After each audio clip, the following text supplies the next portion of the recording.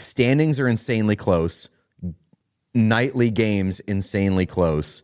This is probably like the most competitive the NHL has been to start a season ever.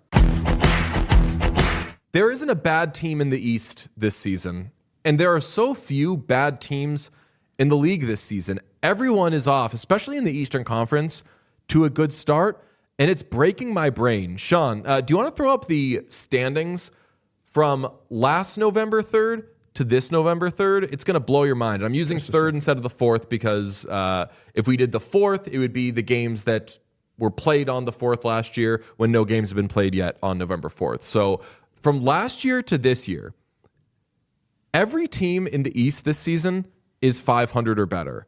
Last season, 5 teams were under 500. 3 teams were under 400. The Sabres, the Canadiens, and the Flyers were all 375 by points percentage. As I said, this year, every team in the Eastern Conference is 500 or better. The worst team in the Eastern Conference this season by points percentage, that'd be the Bruins at 500.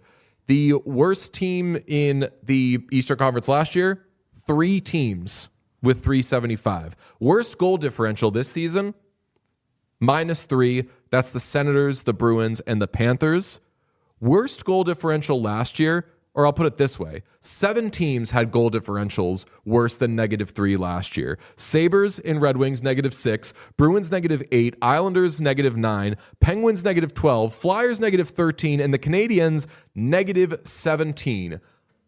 Look on the right if you're watching on YouTube, and look on the left, and tell me, Tell me which one of these standings appears to make more sense and seems more normal for an NHL season.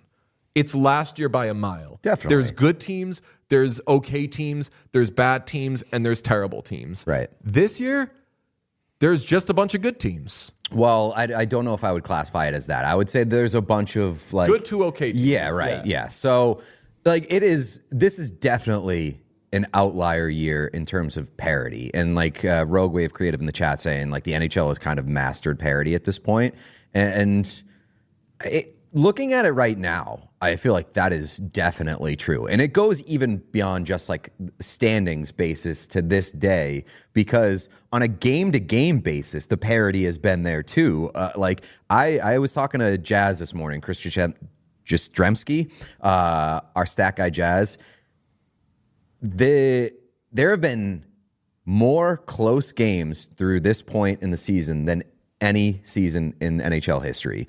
80.7% of games have been close games, which either means a 1-goal margin or 2 with at least 1 empty net goal. 80.7 of 202 NHL games to this point in the season have been decided by 1 goal or an empty net goal. That's crazy. Crazy. The previous highest percentage was 74.3, and that was like 4 years ago. So, like, standings are insanely close. Nightly games insanely close. This is probably like the most competitive the NHL has been to start a season ever. Someone in the chat says Montreal Canadiens' reward for going 9-3-0 is that every single team is above 500. The Canadiens have made a monster jump from where they were last year, probably the biggest in the league. I think they had 9 points through 12 games last season. Yeah, they had 9 points through 12 games last season, have 18 points through 12 games this season, going from 375 to a conference best 750, which is tied with the Jets for the best point percentage in the NHL. Well, here's my theory about that, and it ties to the Canadiens. The standings are so close and the goal differential is so close because the Canadiens are giving every fucking team a loser point every time they play. Oh, fair. And they're only winning 1-goal games. Yeah, that's true. So if you say like the Canadiens' reward for going 9-3-0, they could be going 9-3-0 without giving that's a great point, without giving every team they play a point. Correct. Granted, they shouldn't have any points in a lot of these games, but they're still finding a way to do it. Canadiens, let me see. That might be like the easiest explainer, because last year the Canadiens were dead last place in the Eastern Conference. Yep. They had a -17 goal differential. Now they're in first place with a very nice goal differential, but not massive. No, yeah. They're just handing out candy on Halloween. Damn. Yeah, Canadiens still kind of break my brain because I don't think they're as good as their record indicates, but I don't think they were as bad as they looked early on last season. Correct. Yeah, they're somewhere in the middle. I think they're a team that for the next couple of years is going to keep like evening out once it gets to the playoffs, which I don't know, like maybe they make a deep run this season, maybe they don't, but damn, like where's the bad team in the Eastern Conference though? Like the Islanders had the first overall pick, but they won the first overall pick. They didn't get it from being the worst team in the league last year. The Flyers, like, I think we expect them to probably not be a 500 team, but I don't know, is like, which of these teams? Sabres 542. Senators are supposed to be right around there. The big one that you would think will probably fall off is the Penguins, but are they going to fall to the like 3-something clip we expected them to be at? Probably not. Well, I think that like there's probably over time these bad teams are going to be like, you know, it's going to be exposed and they're going to fall further in the standings. But like right now, even the quote unquote bad teams that you expect to fall at some point are still fun and entertaining and interesting to watch. And like that to me is more important than anything. Okay, someone in the chat says, okay, now do the Western Conference. We're not. That's what, like, my argument is mostly about how insanely tight the East is. The Western Conference looks normal. There's good teams, there's bad teams, but even the bad teams, the Western Conference right now has 1, 2, 3, 4, 5 teams under 500. One of them's the Wild, though. Wild are going to be better than 500. Yeah. And maybe like the Blackhawks are 500. Maybe the Blackhawks come back down to earth. It's mean to say a team that's 500 is going to come back to earth, but like the Western Conference is behaving normally. It's the East that's crazy. Yeah, and I mean, I'm looking at it right now, the alternate standings. Like you say, they did a 3-2-1 points structure for the Eastern Conference. It would still only be a 10-point difference between the very top of the conference and the very bottom of the conference. Man. That's so like the parity is still there, even with a 3-2-1 point structure. Do we like that? Do we like that there aren't really any teams that we can just kind of give up on a month into the season? Yeah, I do like that. The opposite of that though is like I don't like that we're kind of missing a powerhouse. Like I don't like that there isn't a team that everybody else is chasing, but I do like that every team is kind of worth watching at this point. See, I assume there is a powerhouse and that it's Vegas, but not via the standings. I mean, like they're not like ahead by a minute, but I mean, last year we weren't saying that everyone was chasing the Jets or the Wild. Yeah, I guess that's true. And like President's Trophy, curse, et cetera, et cetera. I think we were still talking about the same teams. We were talking about Dallas. We were talking about Edmonton. We weren't really talking about Colorado, but that was stupid on our part. I think I was, but like I think a lot of people were like, "Oh, weird start, bad goalies," and you're like, you know, who's going to be there in the end. I think we still have that in the Western Conference, where we know Colorado, Dallas, Edmonton, Vegas are going to be there, and I think that Vegas right now is the scariest of them. Yeah, so I'll say I think that when you watch the games, I would say I agree with you that Vegas is the team that I've been at their best the most impressed by, but I don't know how big that gap is between Vegas and like the next team. And I feel like in years past, there has been a clear team. Maybe it's later on in the season when I'm asked this question, like who's the best team in the league right now? Who's impressing you the most? I would say it's Vegas right now, but I would say that margin is smaller than usual in years past. Yeah, who do you think's the best team in the Eastern Conference?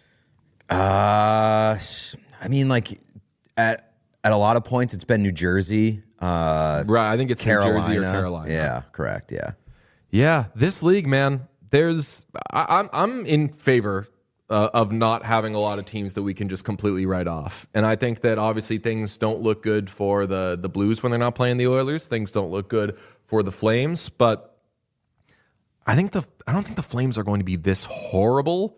I've watched more Flames games though than I think we're supposed to. I don't find them completely unwatchable. Maybe it's because they play games against more entertaining teams. I think that I think that I've watched more Flames games to figure out if they are actually unwatchable based off of kind of what you're seeing numbers on a page. And I feel like that has been confirmed. That team is pretty unwatchable. It has been not a good experience watching that team. They can't fucking score, and it's sad. God, it sucks that a team that bad looks that good. Like like uniforms. the uniforms can't be that shitty with those uniforms. Same with the Blues. The two, like arguably the two best like bright uniforms in the league. Dog shit. Yeah, no, I like. Have you actually enjoyed your Calgary Flames watching experience? No, I've just watched a lot of their games, though. Yes, yeah, I mean, same. We watch a lot of hockey. It's watchable is like the determination of watchability. Explain. Like anybody can watch a team. Yeah, it doesn't mean that they're I'm saying watchable. like I haven't had a horrible time. Like I haven't been like get this team off my screen, which I haven't said that really about any team. No, I feel like the Blues. Calgary is kind of like get this team off my screen. Or would you suggest the Blues are a little too? I don't know if high event's the right way to put it, but giving up goals on your first two shots faced. Like, yeah, like Binnington's on the ice. I'm watching that. They're high event. Yeah, exactly. Yeah. So this is as universally watchable and obviously universally balanced a season there's been so far, but we're a month into the season and that can change. But even in the Western Conference, like the bad teams, like the teams that you expect to be awful, San Jose, Chicago, those teams are way more fun and way more entertaining because of what they're getting from young players. So like that's a big part of like bridging that gap too. If you enjoyed this video, please subscribe to What Chaos here on YouTube. You will get everything, daily episodes, player interviews, and so much more. It's all here on the What Chaos YouTube. Hit subscribe. This guy does not give a fuck anymore. I'm giving a 9.7 excitement score. There it is. Look at that. That's us revealing the most exciting team for the 2025-26 NHL season. And as you can see by our patented scoring system, one team is ahead of the rest by quite a bit. We're going to go through every team in the NHL, give you a quick preview of their season, give them an excitement score, maybe even a tagline, and that starts with the Anaheim Ducks. What do you get when you combine the 2022 New York Rangers with more 2022 New York Rangers? The 2026 Anaheim Ducks.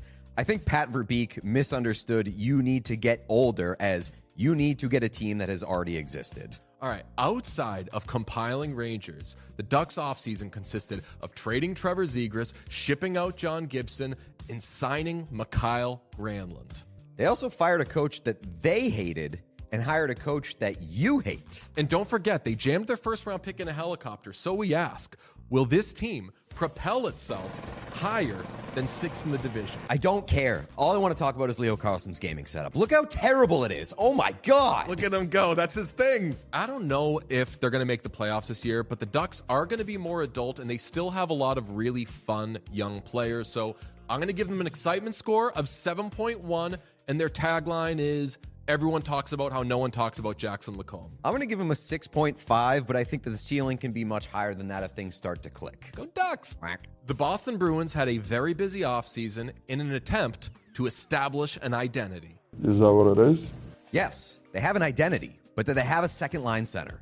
You know what, haters? This team's cool as shit, okay? They re-signed Morgan Geekie, their jerseys are humongous, and old Donnie Boy signed himself a million fourth-line wingers. Give Zadorov the C, and let's have a fucking season. Because if you don't, you won't have a captain to trade at the trade deadline. Okay, Bruins probably are on McKenna watch, but I don't care. They're going to be exciting for me. I'm buying up all the Elias Lindholm stock while it's cheap. I'm going to give them an excitement score of 6.8, and their tagline is, who wants Arvidsson? I don't know if they're going to be bad enough to be on McKenna watch, but this definitely feels like a bridge year, and if I don't really care all that much about the Bruins, I can't expect anybody else to get super excited about them. I'm going to give them an excitement score of 4.3 and a tagline of make the B even bigger. The most impressive team in the NHL is the Toronto Maple Leafs because they're the only team that hired a talking horse in the offseason. Actually, we brought in a wild horse to talk about how you manage emotion. But can they be better without Mitch Marner? Probably not. He was the one in charge of telling everyone to hit people. Maple Leafs were top 10 in hits last season and number 1 in Superman punches. It is important to remember that the Maple Leafs gave the Panthers their toughest test in the playoffs last year, and they're arguably deeper this year, and they've got a really good top four if everybody stays healthy. So I'm going to put them on give them a cookie watch or pat them on the head watch and things of that nature. It's so disrespectful. I've been buying Maple Leaf stock for 3 straight years. I'm not going to stop now. I'm giving them an excitement score of 9.2. Tagline, we want the horse. I strongly disagree. I'm going to give them a 6.9 with a tagline of hashtag short the horse.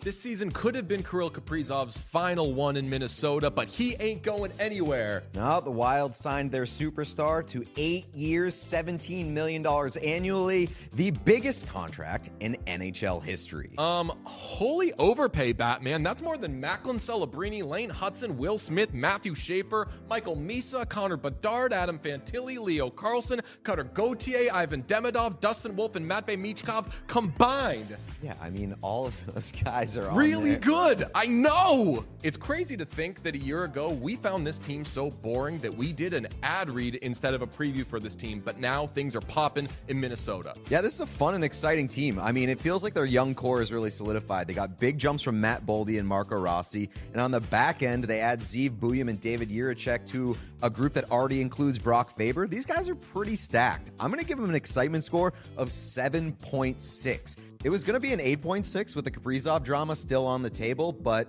still, they're awesome, and now they're under real pressure.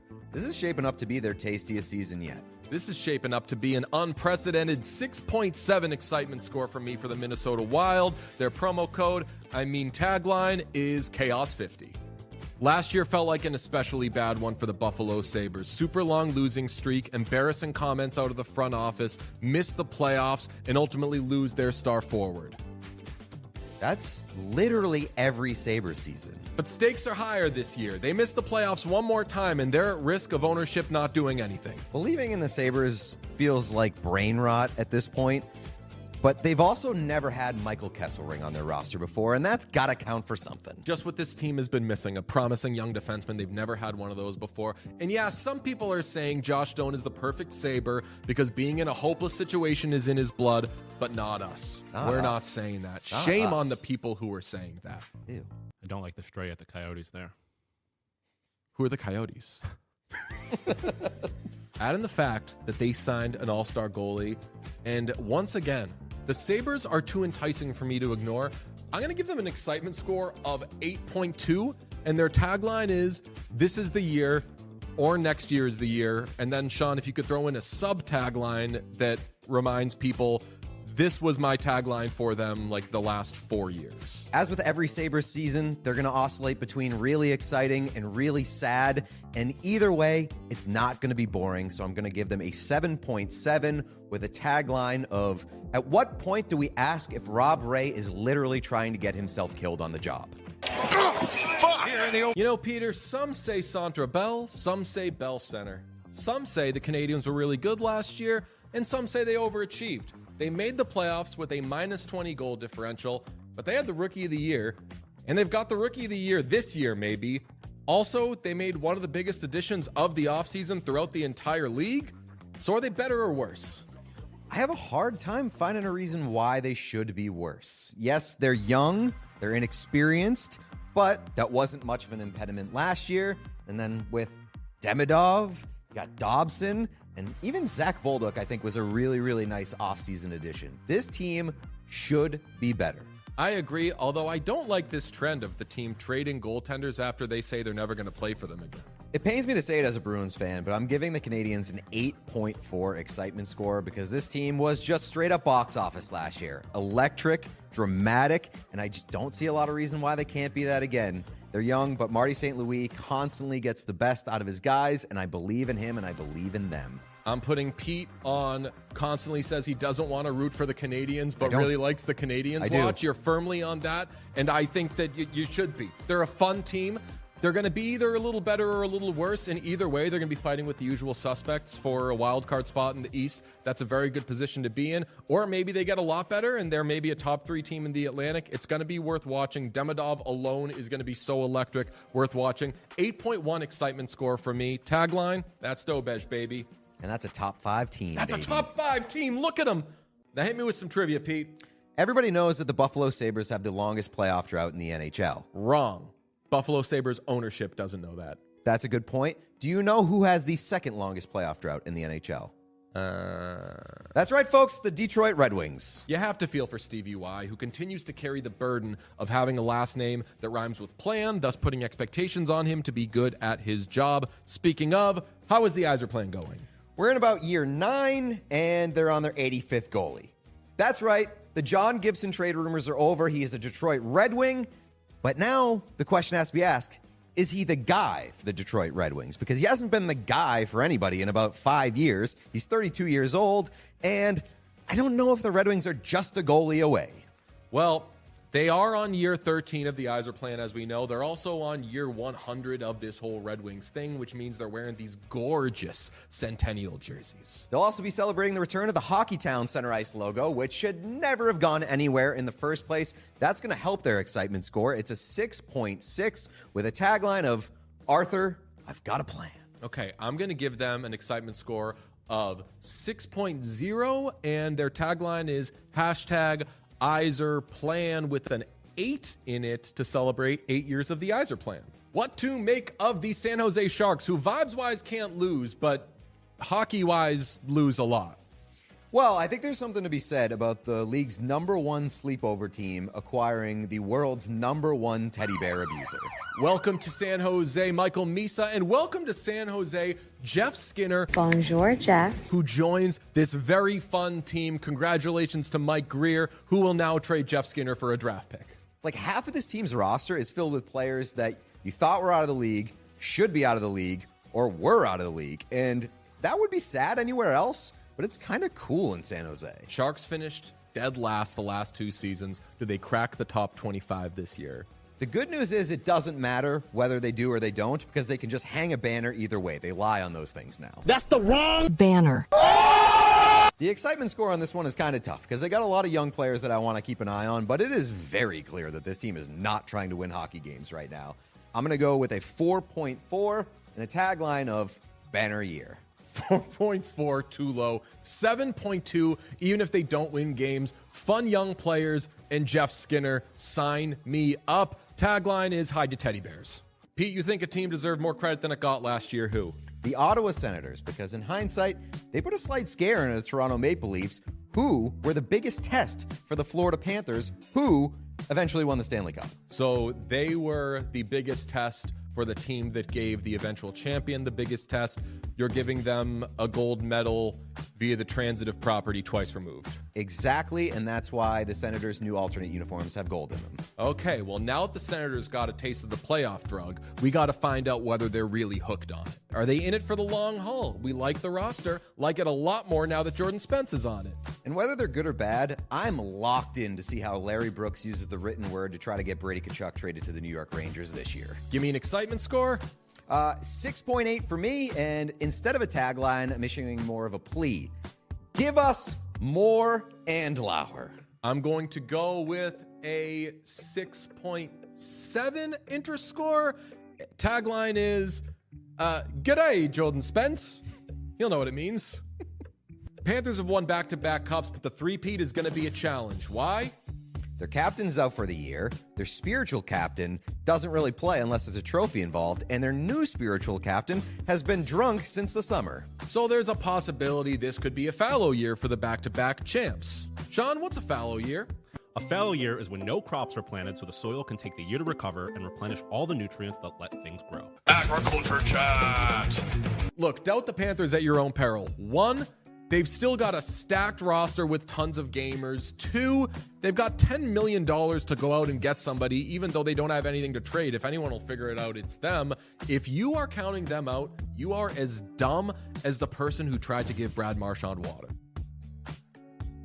I'm going to give him an excitement score of 7.9. And before anybody gets offended, it's because this team doesn't really care about the regular season, nor should they. They're going to be missing a couple big players, at least until they trade for Evgeny Malkin or maybe a Steven Stamkos. That'd be fun. And just wait till the playoffs, then their season starts. Okay, I give them a 9.2 excitement score, and their tagline is no captain, no steroids, no problem. And then, Sean, if you could just do like in smaller letters, ... because no state income tax. That'll vault him into the top 5. Look at that. Congratulations. You are one of the 5 most exciting teams in the NHL scientifically. Listen, it'd be hard to blame you if you were out on the Flyers by the end of last season. I mean, their coach was out on the Flyers by the end of last season.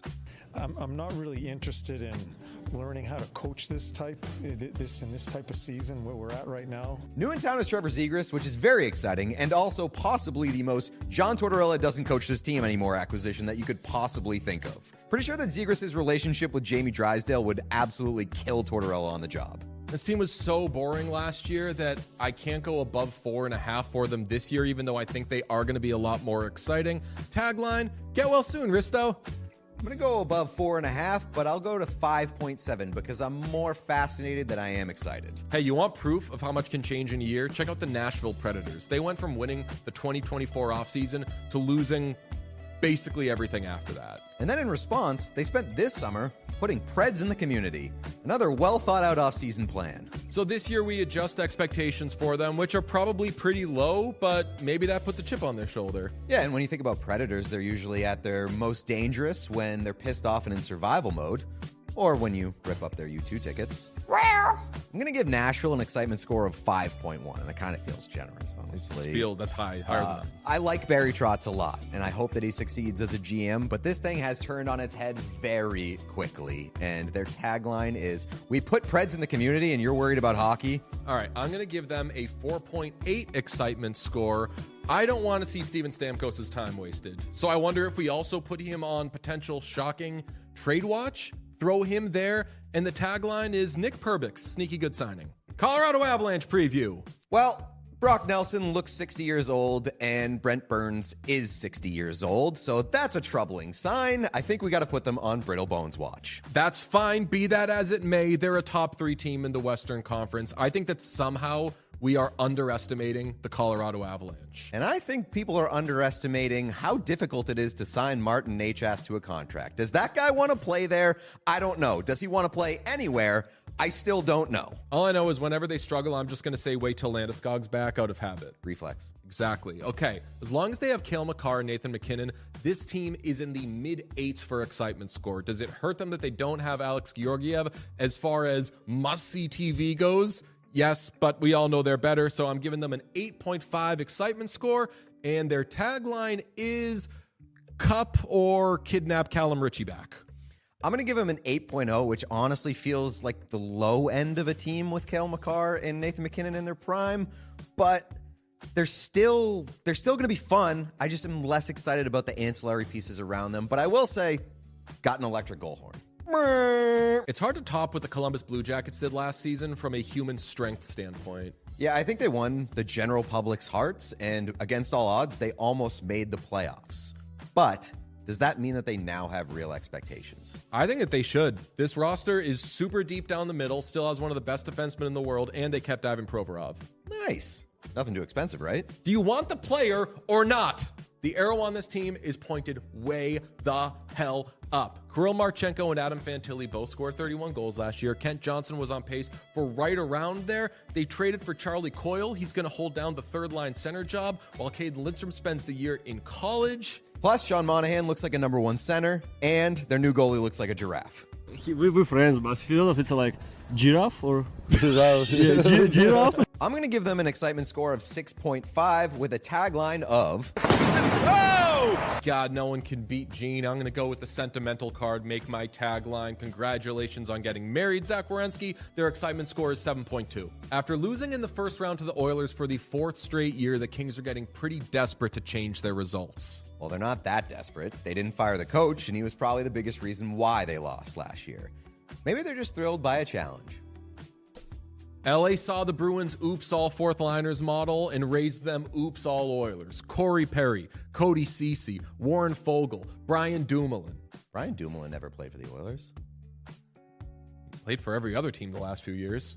All joking aside, Ken Holland caught some flack for having a kind of weird offseason, but I think their roster still might be better than it was a year ago. Certainly a roster their coach is more confident in. So I'm going to give them an excitement score of 8.1. Tagline, Hugo's forever home. I disagree with the idea that this team might be better than last year because I still have a lot of concerns about the back end, but they're still very interesting. This is going to be Kopitar's last year. It might be Kempe's last year. I'm going to give them an excitement score of 7.1 with a tagline of, to beat the Oilers, you must first become the Oilers.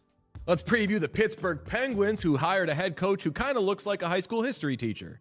Well, Deej, that's because he used to be a high school history teacher. He's perfect for this team then. Half of their guys were born in the 1800s. Predictable old joke about the Penguins. Yes, they have some old guys, but they've also got exciting young players who we can't wait to watch. Guys like Lawrence Timmons, Jeremy Dancing, Tippy Tippy. Who the fuck is Tippy Tippy? None of these guys are real. We don't have anything to say about the Penguins. Just let us know when Sid wants out. Crosby's on trade watch. Malkin's on trade watch. I think that Erik Karlsson is probably on trade watch, at least from the Penguins' end, and other teams are pretending like they don't see it. Most importantly, the team is on Gavin McKenna watch, which is good and bad because if they win the lottery, Sid's not going to want out and he might never win again. I would love for this team to show me something, anything, that gets me excited about where they're headed outside of the Crosby realm, but it's bleak right now, and I don't see it happening. I'm going to give them a 4.0 excitement score and just kind of hope for the best. 3.0 excitement score from me, and the tagline is, so help me God if you trade Sidney Crosby to the Florida Panthers. Oh my God. And So many their crazy franchise moves happened in the goaltender NHL sitting over the here. last year, and I still think the craziest one is Pete DeBoer sabotaging his own job in a press conference. Didn't John Tortorella do that too? Yeah, but Pete DeBoer had a job that people actually want. The Stars replaced him with a guy who was already their head coach once upon a time, adhering to the old adage, when in doubt, do something the Sabres would do. The Stars are basically bringing back the same team as they had last year. That includes Jason Robertson, who did not get traded after all the noise, but it does not include one of Jamie Benn's lungs. Okay, are the Stars ostracizing themselves in the Dallas sports community by refusing to give away their best players? Look, the team is still stacked. Yeah, the right side of their defense, as usual, leaves something to be desired, but that top line is going to score a bajillion goals. I'm going to give them an excitement score of 8.8, and their tagline is Scorched Earth Otter. Yeah, I still believe in the Stars as one of the league's best teams, and I think one of these years, they're going to do it. They're going to go all the way. I'm giving them an excitement score of 8.1 with a tagline of, the only Stars safe in Dallas. Ring the bell. That puts them in the top 5. We have one of the top 5 most exciting teams. Welcome, Dallas Stars. The Washington Capitals might never totally win the offseason, but they always have fun with it. Last season, they compiled a bunch of total randos to make the sickest regular season team in the East. This year, they busted out these beauties. So they're going to look screaming good, but are they going to be actually good? Most people are expecting a little bit of regression from all the magic that they had last year, but even if that's true, they've got a full year of Brian Leonard, who rocks. Don't forget it. He's going to be awesome, and he could be in the Calder conversation, so that's fun. The only real bummer about this team is that there's no longer a goal record for Alexander Ovechkin to smash. So instead, Jacob Chychrun is going to smash every light bulb in the arena so the games can be played in the dark. Just like last year, probably not ironclad cup contenders, but still, vibes are amazing on that team. Ovechkin, always worth watching. I'm going excitement score 7.7, and the tagline is Charlie Lindgren, leave the scoring to Ovi. Oh, he put it in his own net! I'm going to give him a 7.5 excitement score because I love the old guys, and I also love the new wave of young guys. Ryan Leonard, Alexi Protas, maybe even Cole Hudson at some point. These guys rock. My tagline is, hey, Jacob Chychrun, take that out of your mouth. Don't eat that. Yeah, it's been a tough half a decade in Chicago, but things are looking a little different this year. Yeah, they got like a gold little trim around the letters now. It's very nice. In all seriousness, the Blackhawks did get rid of the most offensive part of their jersey. The white collars. Those were horrible. You know, when you have to open a preview with back-to-back uniform jokes, it's not looking great for a team. We won't BS you. We're putting this team on makes an early trade so they can do double retention watch, but there are fun elements of this team. You're going to have the first year of Artem Levshinov. You're going to have a full year of Frank Nazar and year 3 of Connor Bedard. He's taken the leap even though he's already good. I think the only thing that truly matters here is that you get enough good highlights from Connor Bedard and the kids around him that overshadow the pure sadness that has been stuck in his eyes for years. Okay, they've also got a new head coach who has made the playoffs once in 7 years as a head coach, but whatever, we're not dwelling on the negatives. Don't forget, their goalie situation looks very nice with Knight there. I'm going to give them an excitement score of 7.2 and tagline third year leap. I'm going to give them an excitement score of 6.0, and that's almost strictly solely attributed to Bedard and Nazar, but it's a place to start. Let's check in with the board, and none of this is arbitrary. This is for real. Oh, look at that. I got thoughts there. This is your Utah Mammoth season preview. In Bear we trust, but for Bear and the boys, it is playoffs or bust, man. We got Captain Kales, who's going to set another career high in points, going to be on Team USA. Better not get snubbed this year. Cools is coming in just not woke, jacked and swole, looking better than ever, man. He's going to raise his game even more than ever. Sheriff Krause, he looks bound and determined, going to make up for last year. He had a slow start, finish strong, going to keep it coming. Our D room, man, anchored by Sergei, as we like to call him, Bully Chev, man. Career high in goals last year, going to set that career high again. And also the hot face, hubba guy for the Donor Nation and the women of Utah hockey, Sean Dursey, man. He's pumped. He skates in. He's got that shot. He's going to score. Damn. In GMBA, we trust Schmitty and Vitek coming in from the Stanley Cup champions. Vitek is a backup to Veggie, our hopes are on you. You're a wall, Veggie. We love you. And then Mugshot Turbo Tanev, already making dividends. That's a badass.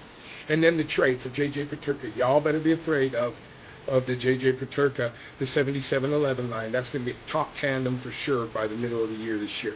So, Mammoth coming. Hey, you can come to our packed barn at newly remodeled Delta Center. We're going to raise a beer with you. We're going to have some fun. But you know what the Mammoth are going to do to your team? Any team coming into our barn? Put TTA. Put Tuss to ass. Let's go. Tuss to ass. TTA, baby.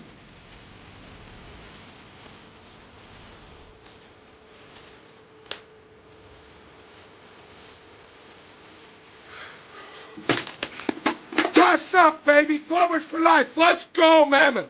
The New York Islanders were one of the most boring teams in the NHL last season. How do I know? I don't, because we didn't watch the New York Islanders. But after winning the first overall pick, getting a young star, trading another young star, they find themselves potentially in the mushy middle. Having said that, they're less boring this year. Matthew Schaefer looks like he's going to be an absolute stud.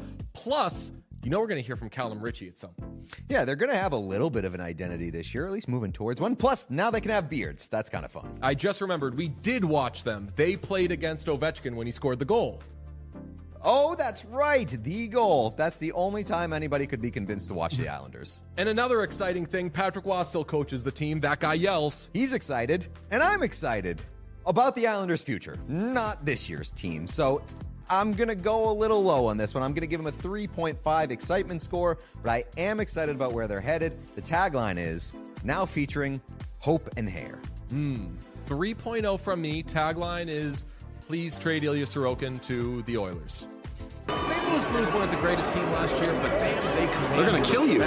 Yeah, Jim Montgomery turned them into a playoff team, and they were very, very, very close to pulling off a magnificent first-round upset. So it's pretty exciting to see what Monty's going to be able to do with that team in his first full year. Tell you what, I am very, very, very close to pulling off my top so I can wear one of their uniforms. Look at that. It looks so great. How about that? Sexy. Full year of Dylan Holloway coming up. He was on pace to score 30 goals last year. They've got more guys than Robert Thomas, but the question is, how many? Yeah, right. Like you're talking about Jordan Kyrou, talking about Jake Neighbors, maybe even Jimmy Snuggerud. They got guys, but did they have enough oomph behind Robert Thomas? Speaking of guys, is their goalie a guy? No, he's a terrorist. I'm giving them a 9.11. I'm giving them a 6.1 excitement score and no tagline. Yeah, I was going to give them a tagline, but they would surrender it to offer sheet somebody, so I'm going to also give them a 6.1. Good to see you've gotten over that. Last year's Vancouver Canucks season was defined entirely by hurt bodies and hurt feelings, but this year's Vancouver Canucks season will be entirely defined by Operation Save Quinn Hughes. The stakes are very, very high. Yeah, you've heard all the chatter and we hate it, so do the Canucks, so they got to work on assembling a roster to keep their captain. In free agency, they lost Brock Besser. Then they signed Brock Besser. That's called keeping busy, folks. Now that JT Miller's out of town and Elias Pettersson's no movement clause has kicked in, they're officially on did they make the right decision watch. You can apply that also to trading for Evander Kane, although usually the first year is good. And they still have Kiefer Sherwood, who is the NHL's hit king. I'm going to give them an excitement score of 8.8. And if you're asking me why is that so high, I'm asking, have you seen this picture? Oh my God, it is my new favorite picture. Incredible boy band vibes. Elias Pettersson on Kyle Connor neck watch. They get an excitement score of 7.1 from me, and tagline is, should have never trad Dakota Joshua.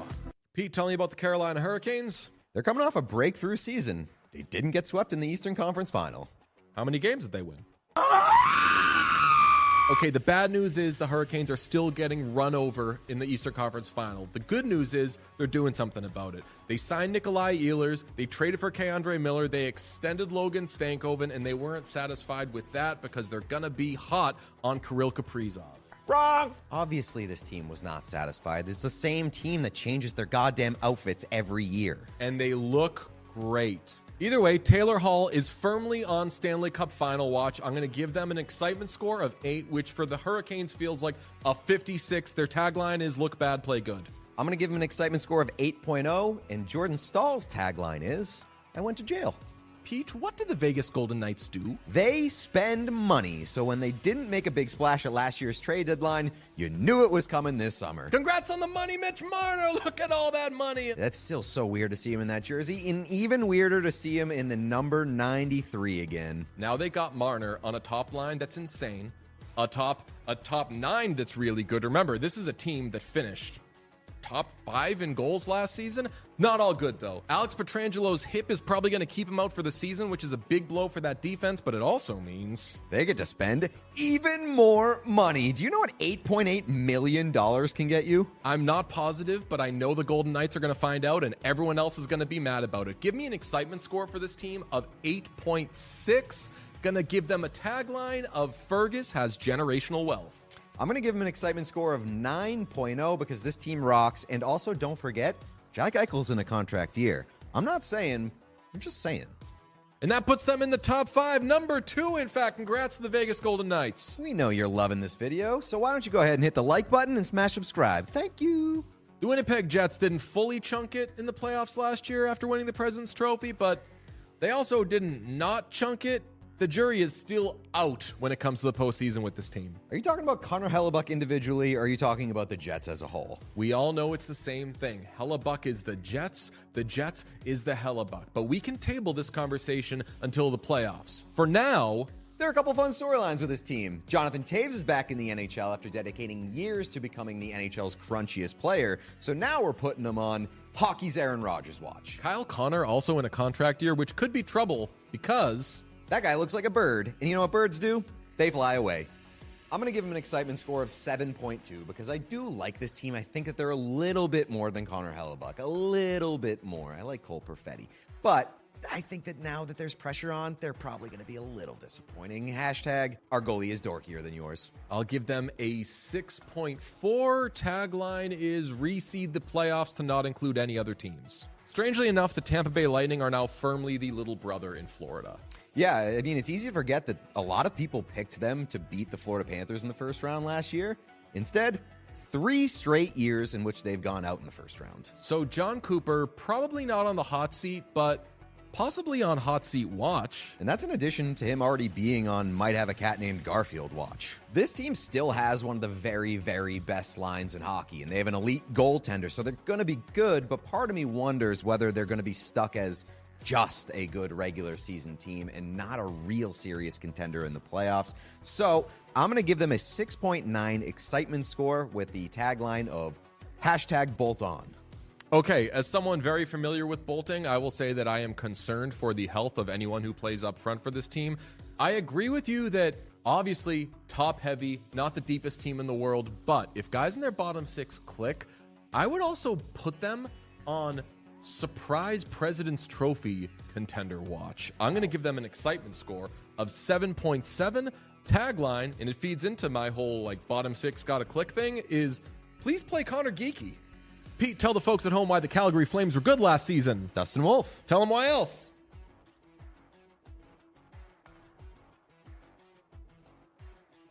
I promise we want the Flames to be good and fun. The problem is they did not score goals last year, so it's hard to take them seriously even though they were one win away from making the playoffs. When? Last year, you were there. The Flames? The Flames? People don't know what the Flames will be this season, or who their coach is, even though it's his 3rd year there. Who the fuck is that guy? What we do know is that Rasmus Andersson will be traded at some point this season. How do we know that? Because his teammates are telling us. In front of everybody. I'm sorry to say it, but the Flames just don't really do a whole lot for me outside of Dustin Wolf and Connor Zary. So I'm going to give them a 2.8 excitement score. And the tagline is, at least give us Scorchback. I'm going to give them a 2.9, and the tagline is Ryan Huska. Look it up. Good news, Devils fans. For the 3rd straight year, we're going to say last year was just weird, and this is the season where things go right. Yeah, 2 years ago, all they needed was a goddamn save and a good coach. And then they got those things last year, and everybody ended up in the hospital by the end of the season. So is this the year they make noise? I'm not sure, but I do know that after 4 Nations, I think everybody's going to claim to be a Jesper Bratt head. Well, that's nice, because after 4 Nations, everyone was claiming to not be a Jack Hughes head. He's got people to prove wrong, and I think he does it this year. I still believe in the Devils. I'm giving them a 7.3 excitement score with a tagline of our year 3.0. 6.6 from me, tagline, Dougie's big year. Year 5 of the Seattle Kraken, and we got to start by putting them on Need the Shine Back watch. This is a team that is not nearly as exciting as it once was. They're not even the newest team in the NHL anymore. Yeah, I mean, this is a team that feels like it's really fighting for relevancy. They had a couple big ticket signings last year. They hired a new coach. They're 3rd in 3 years. They traded for Mason Marchment. They unveiled a new jersey. Hell, they tried to feed their mascot to a bear. The worst part of all that is that it took Bowie almost dying for people to realize, oh, exciting things can happen with this team. Who knows, maybe Matty Beniers and Shane Wright seize the reins and give this team some direction, but they really seem to lack star power and identity. So I'm going to give them a 3.6 excitement score with the caveat that at some point Joey Decourt is going to do something funny and take his shirt off, and that'll get him an extra point. Tagline? Hashtag Bowie Strong. Yeah, mid-4 sounds about right. I'll go 4.5 excitement score because I'm addicted to finding out whether Shane Wright is going to become a really good player. Tagline is hashtag, so who did the bear end up eating? You know, there's a lot of new in the New York Rangers this season after last year's whatever it was. That's right. New captain, new coach, new Centennial uniforms, new broadcast team. Matt Rempe got a haircut. Sarah Palin's going to lose her mind. But their biggest addition was a social media team. That's right. The New York Rangers have been bullied into allowing other human beings to interact with their players. Doesn't sound like something they do. Is it going to make them a better team? I mean, they should have a pretty good shot as long as Vladislav Gavrikov improves their D-line, Igor Shesterkin gets back to being elite, Gabe Perreault is as good as we think that he can be, and Mika Zibanejad remembers how to play hockey again. And if none of that works, JT Miller will just crack some skulls. I'll give it to these guys. They got range. We've seen them be awesome. We've seen them suck. And now I think they're probably going to be somewhere in the middle. Excitement score, 6.6. And tagline, get ready to learn about our 2026 cap space.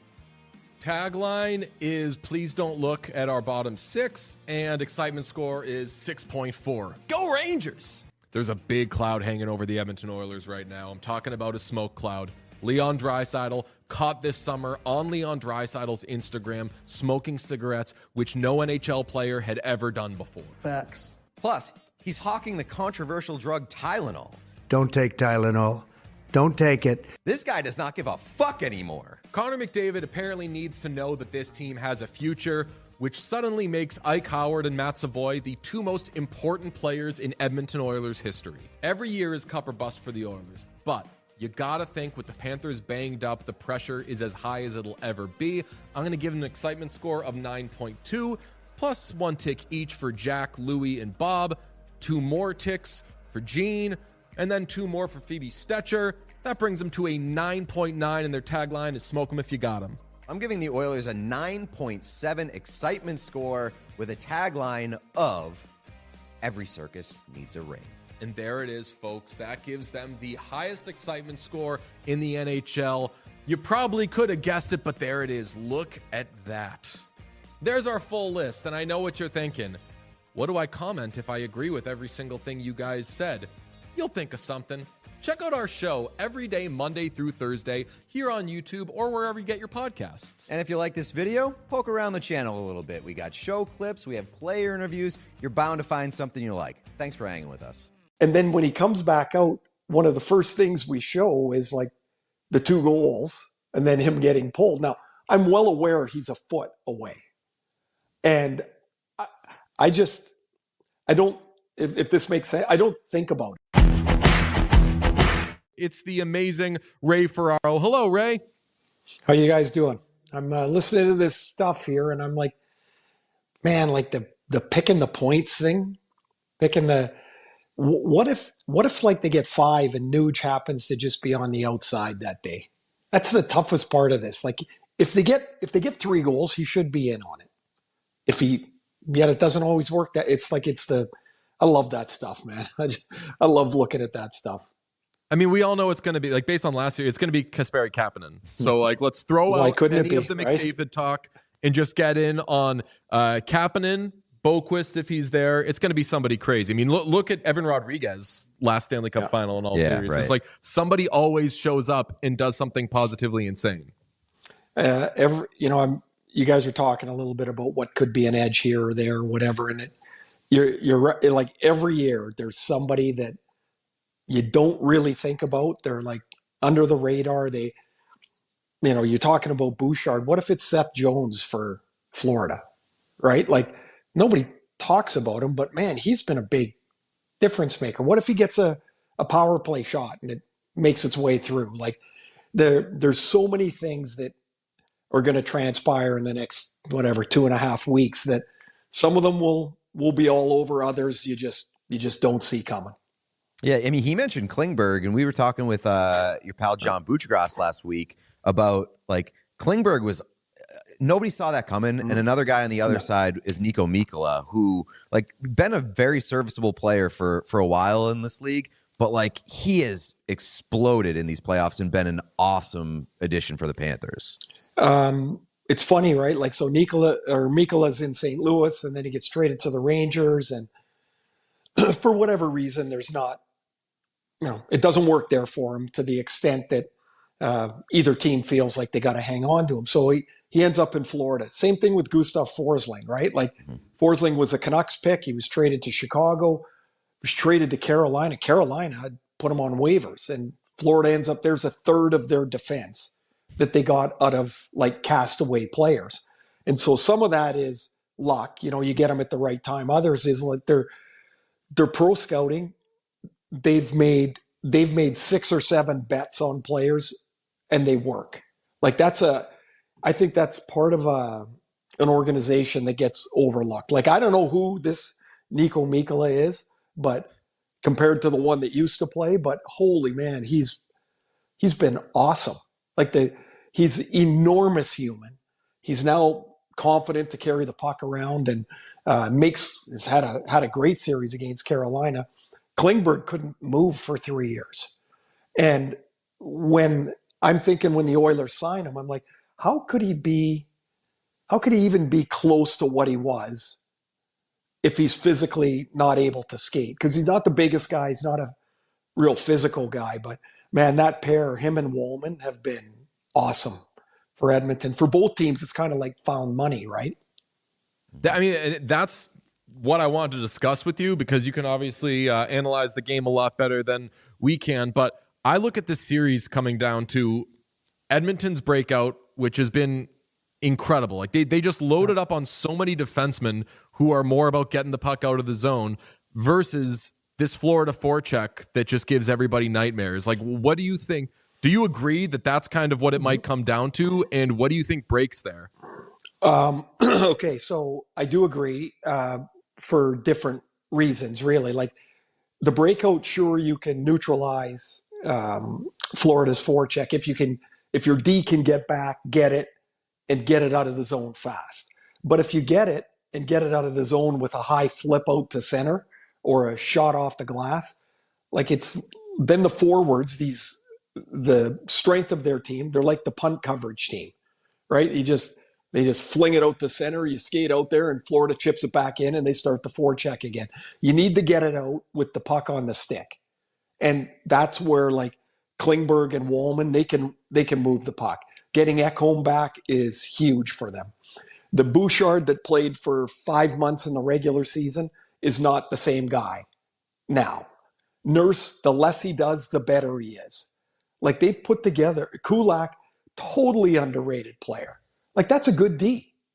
And I don't know that you could have said that, in past years. I mean, sure, I'm pretty sure they'd still like Philip Broberg, but adding 2 veterans to break the puck out and break it out on your forward stick is, I think, critical in the series. Florida, though, if their first forechecker doesn't get in, they don't really forecheck. Like they're more patient, I think, than they appear. Like if the first guy's not in, they don't pinch the D. They don't race in with the second forward. It's a really well coached, really disciplined team. I think nobody breaks it to any extent that it's a domination one way or the other. In my mind, this series comes down to who can control the longest stretches of a particular game. Because both teams, I really don't have a favorite in the series. I don't know really how you could. They're different, but they're the same. I think both teams are better than they were last year. And I really don't see anybody really carrying the play for a long stretch of time. Yeah, I think we're all in agreement that they're better this year than they were last year. Do you see any like real noticeable differences on either side that may tip the scale? Yeah, Florida's third line. I think that's a problem for Edmonton. Last year they had Tarasenko with Luosterainen and Lundell, and Tarasenko's not the player effectively that Marchand is right now. And so last year they were hoping that line could get 1 goal in the series. Like that's what they were looking for from Tarasenko. Just could he get 1 goal? And I look at that line now and I'm like, not only can they match up, like Lundell can play against anybody. That kid is a good player. But now that they score, that's a problem. Without Hyman, and that elevates Kane up the lineup, is Edmonton's third line or whomever they're going to play against them, is that going to be able to not be in a Florida advantage? And right now I would lean to Florida advantage there. I think that is a positive. I think the special teams will get washed out. Florida's penalty kill is so good. Edmonton's power play can be really, really great.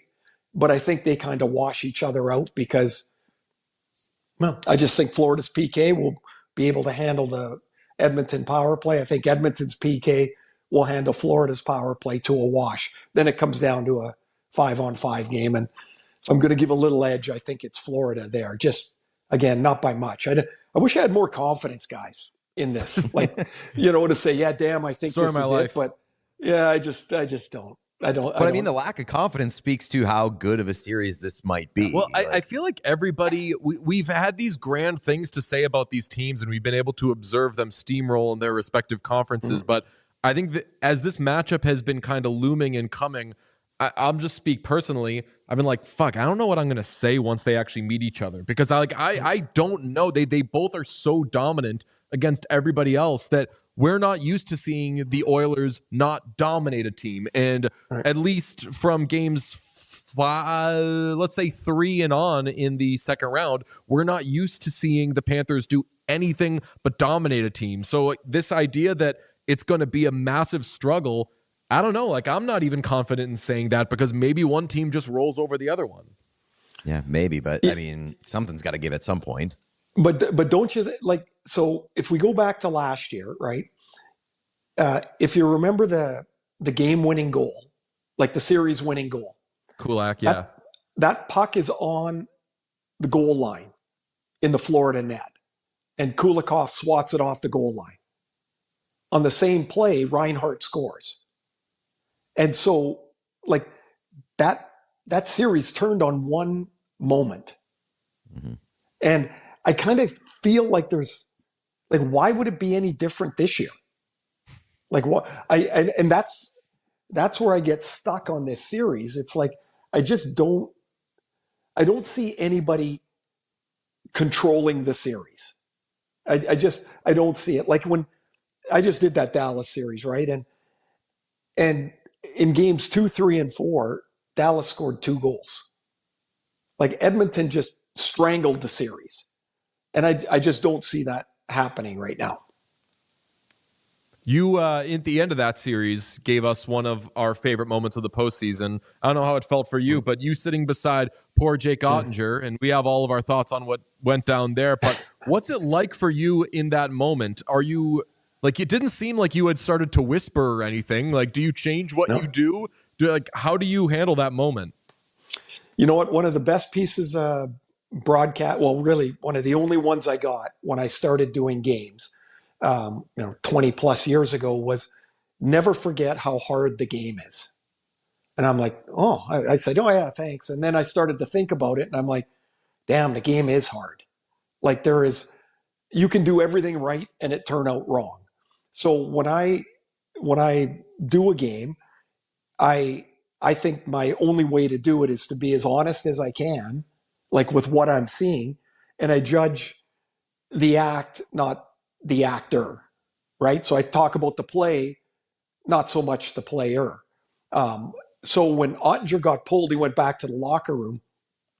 The goalies go back there, they put their hat on, they kind of like regroup a bit.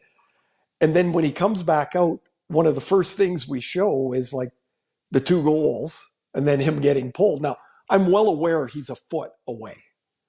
And I don't, if this makes sense, I don't think about it. I just like, I'm going to do my job. And I hope to hell he knows that I'm being fair, that I'm being honest. Because at some point in there, I remember saying like the franchise goalie's sitting right here. I think he's a tremendous goalie. I understand why they pulled him, but I thought they were going to put him back in. My gut told me he was going to go back in after the first period. And at that moment, I don't know that DeBoer's going to bury him in the press conference either. Right? Like I didn't agree with that at all. Like however they've got to mend that fence, that's not like a one conversation thing unless Ottinger makes it that. Right? Like unless he goes, yeah, fine, forget it. We're not going to talk about it. It's not super comfortable talking about a player while he's sitting there. 100 years ago, Alex Edler's playing for Vancouver. They're in LA. He has a first period that is like, it couldn't have gone worse for him. Like he shot a puck over the glass. He had a puck deflect in off him. He fell down a couple times. So we put this pack together for the start of the second period. So the Canucks come out of the dressing room to my right, and Edler just comes, he's first guy out, and he just comes sliding down the bench, right, down to the first spot. And he looks over, there's no glass between us. And he goes, is that me? He looked over because he could see him on there. And I go, yeah, it's not good.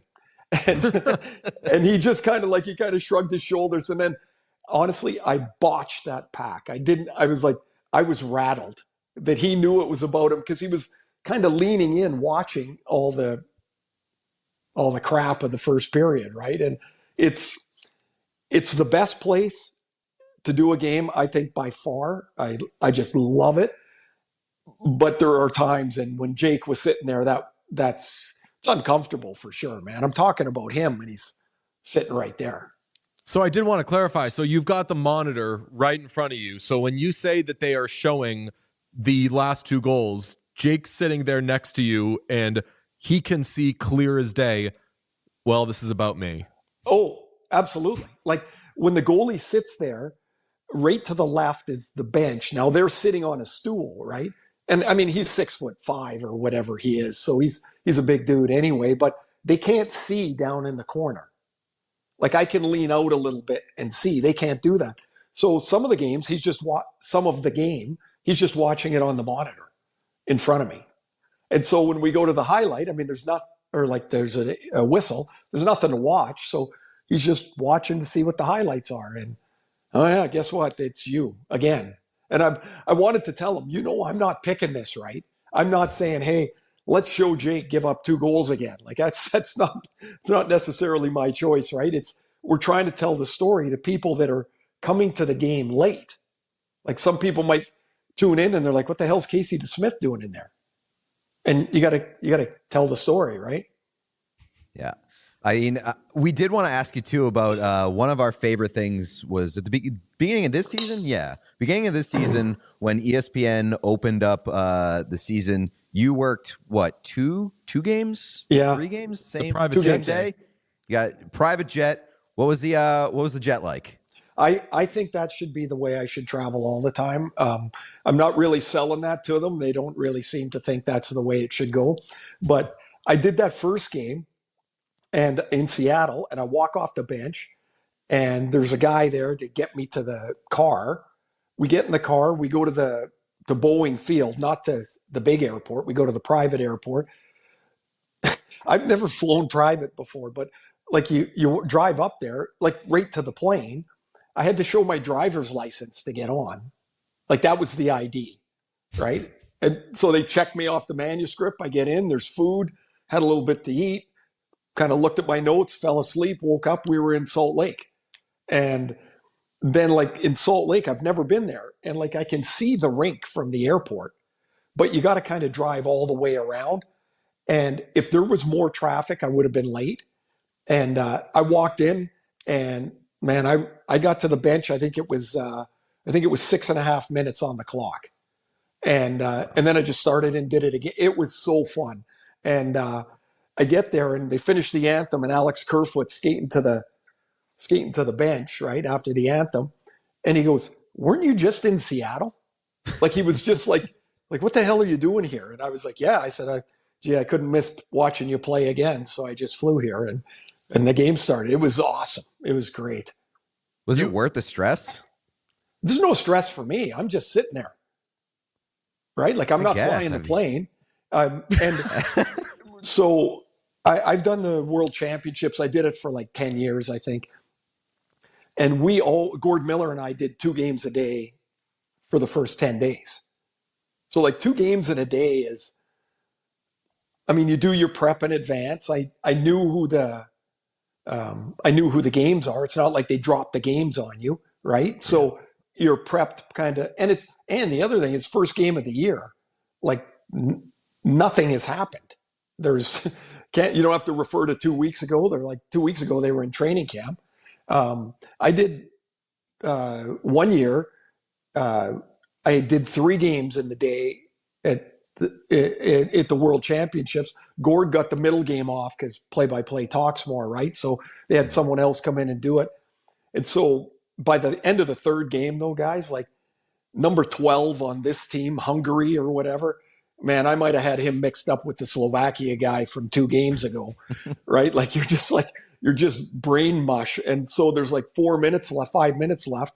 And I said to our producer, I go, have you got a camera on us? And he's like, yep. And I said, okay, good. I'm going to leave. And he goes, what do you mean? I go, Gord's got this. There's 4 minutes left. And I just wanted to do it to goof on Gord.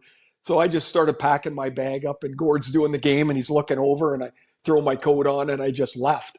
And I went down to the truck and Gord finished the last 4 minutes by himself. I'm like, this is too much, man. 3 games.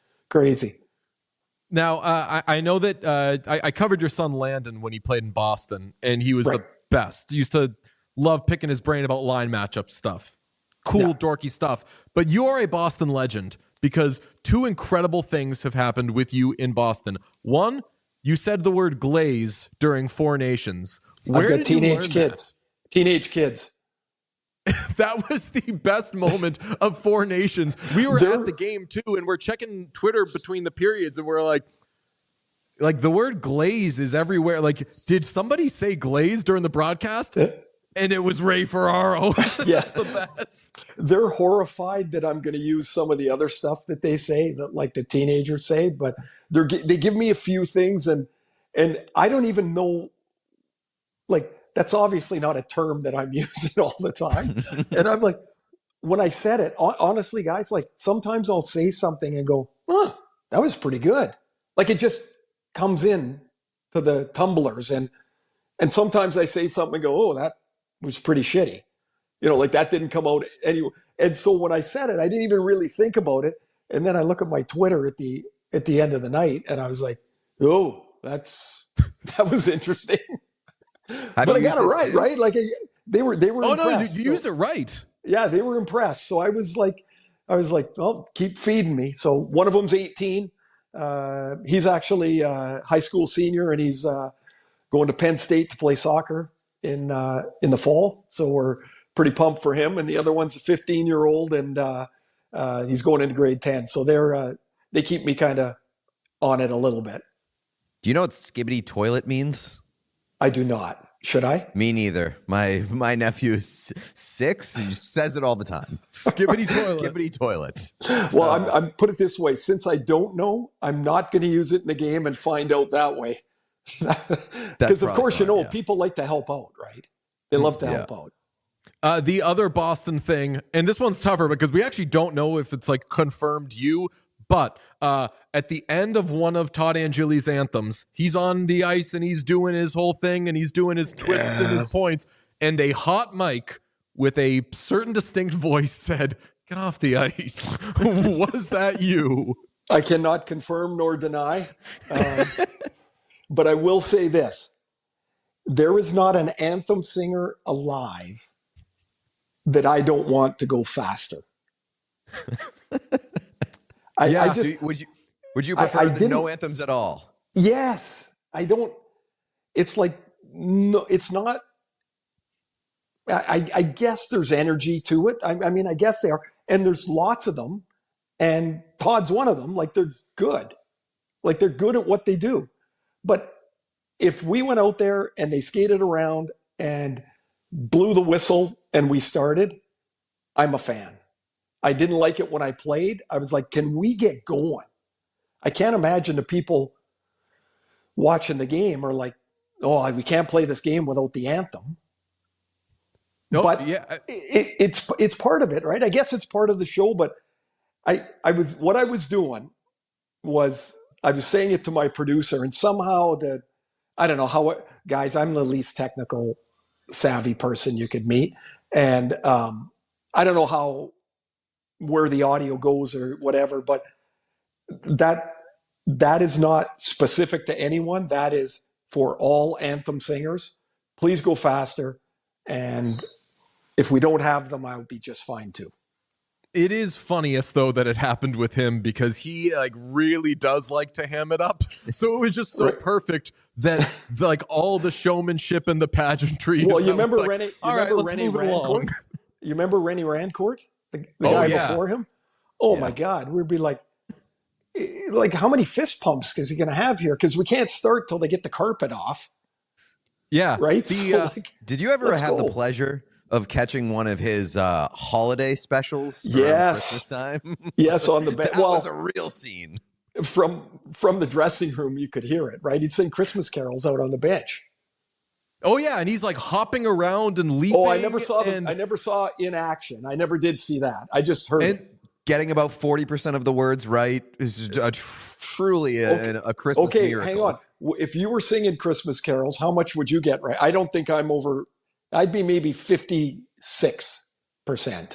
I did madrigals. If it was my job, I'd probably get higher than 40. I did madrigals in high school. I'm probably hitting like 85%. But the thing with Renee is you're supposed to slow down as you get older, and I don't know what was going on before he would get out there, but I was a Bruins beat writer, so I saw all of these every year, every game, and those Christmas ones would get more and more exciting each year. He was just building up and getting crazier. So what were you cheering for then? What was I cheering for at that point? As they're getting more and more, like, are you hoping that it's gonna all come together? Or are you hoping there's a misstep? Like, what do you? Oh, no. definitely not hoping it would all come together. It's like when you hit like at 1 p.m. or 1 a.m. at a house party and somebody's like emerging as the star of the show. You're not really rooting for anything. You're just locked onto it. And that's what the Rene Rancourt experience was. Yeah, it's funny. The non-rooting thing is a thing, isn't it? Oh, I'm just gonna watch this.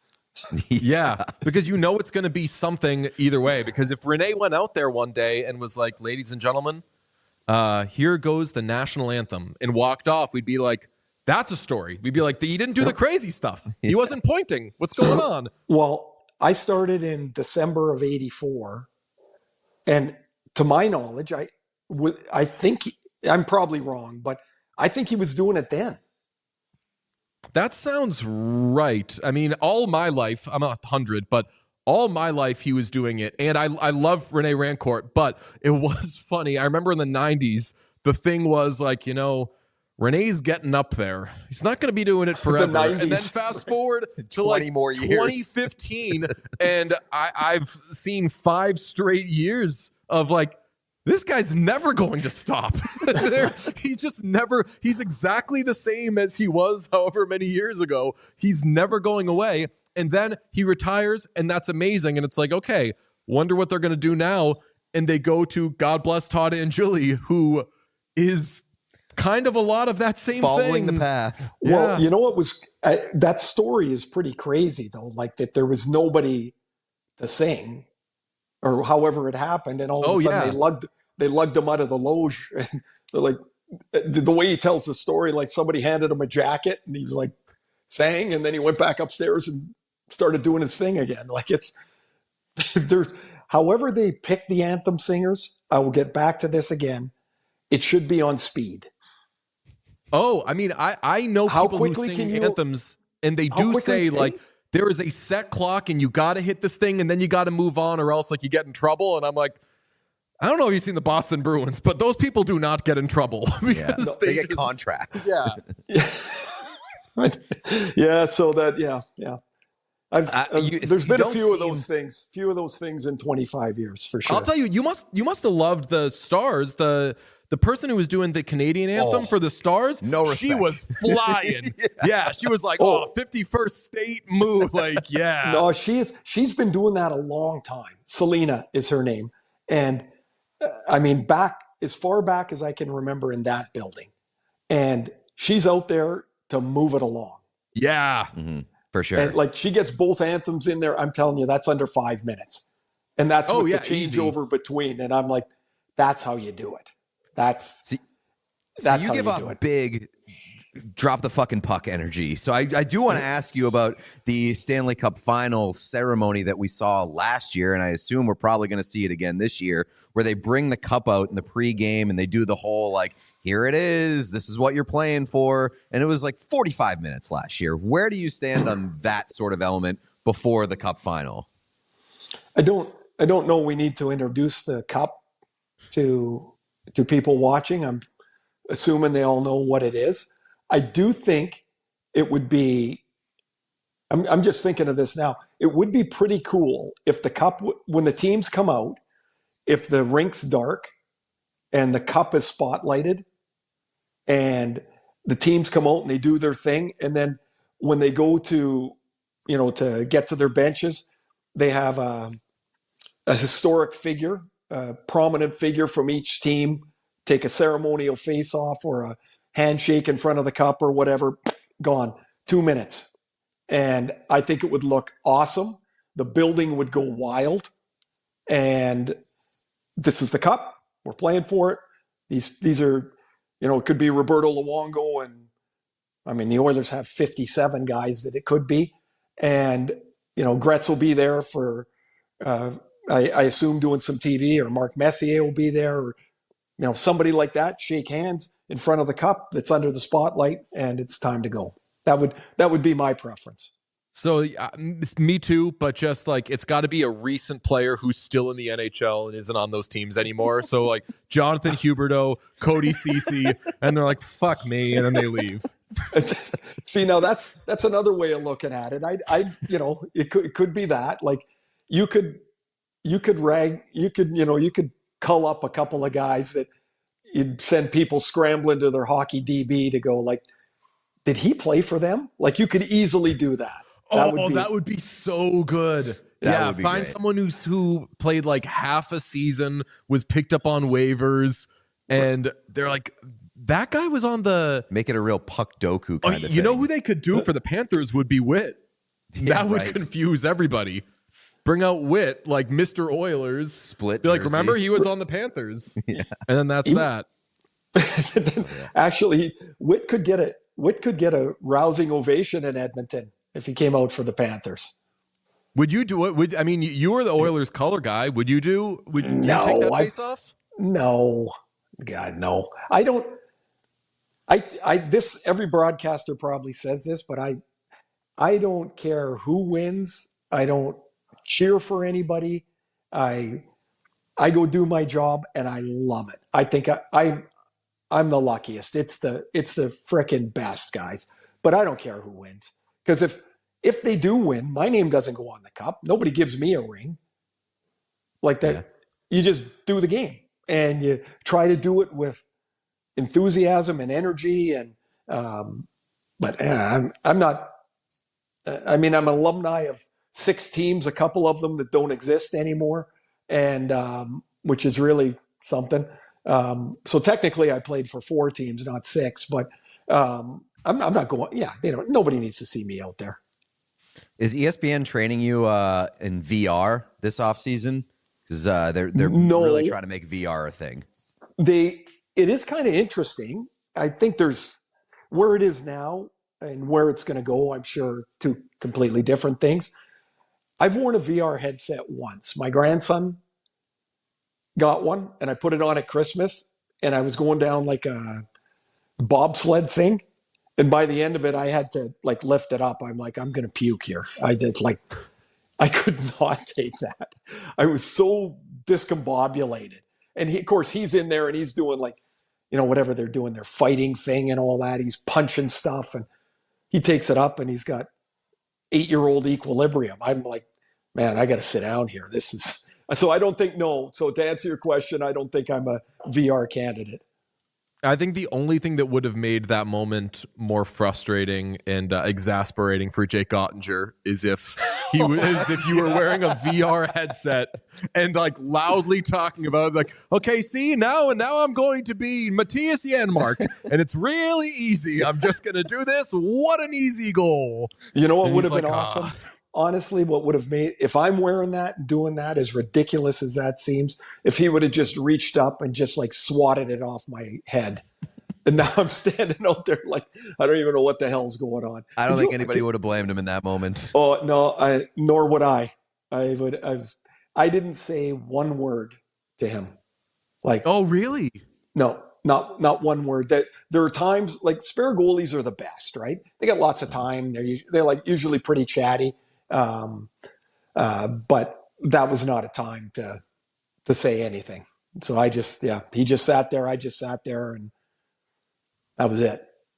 Well, this has been a scintillating conversation. Like when Pete says we've wanted to have you on all year, like not kidding. We've been trying to, we haven't known. We're like, do we ask Butchergrass to ask him for us? And is that mean to Butchergrass? Don't ask him. He's an idiot. Just reach out. Just reach out. He's busy doing like whatever it is he's doing, and now he's on the golf course, and he's a deep thinker, as you guys know. And oh yeah, so I can't get that deep about too much. My brain just kind of goes, nope, you're not there yet. So I move it along. So just reach out. It's yeah. I mean, the worst is I can say, "Not go fuck yourself," but that probably wouldn't happen. No, if anybody said that, I actually do think my last text with Butchergrass was him saying, "Go fuck yourself." I forget what it was about, but I think we always earn it. Like whenever somebody says "Go fuck yourself," I'm never offended. It's like, yeah, probably due for that. I would say that if people haven't told you to do that, you're not getting it right. Exactly. I mean, even in your life, like if you're playing golf and one of your golf partners doesn't tell you that, then you're not needling them enough. You need to get on it. There you go. I love it. Exactly. Ray Ferraro, thank you so much, man. You are the best. You killed it all year. You always do. Thanks, guys. Like I said, I love it. I'm really excited to be on holidays now, and I'm gonna watch. We'll watch, of course, but it's been another great year. I mean, I'm lucky to do what I do. So thanks for having me on. Are you a cottage guy? No, golf. Okay. I am. I'm going to hang up here. I'm going to get my shoes on, and I'll be on my way to the course and play 4 days in a row this week. And then my back will tell me that'll be enough for this week, and then I'll start again next week. Oh, what a dream. Hit him straight, my friend. You're the best. Thanks, guys. Take care, Appreciate it. We all silly like the mayor.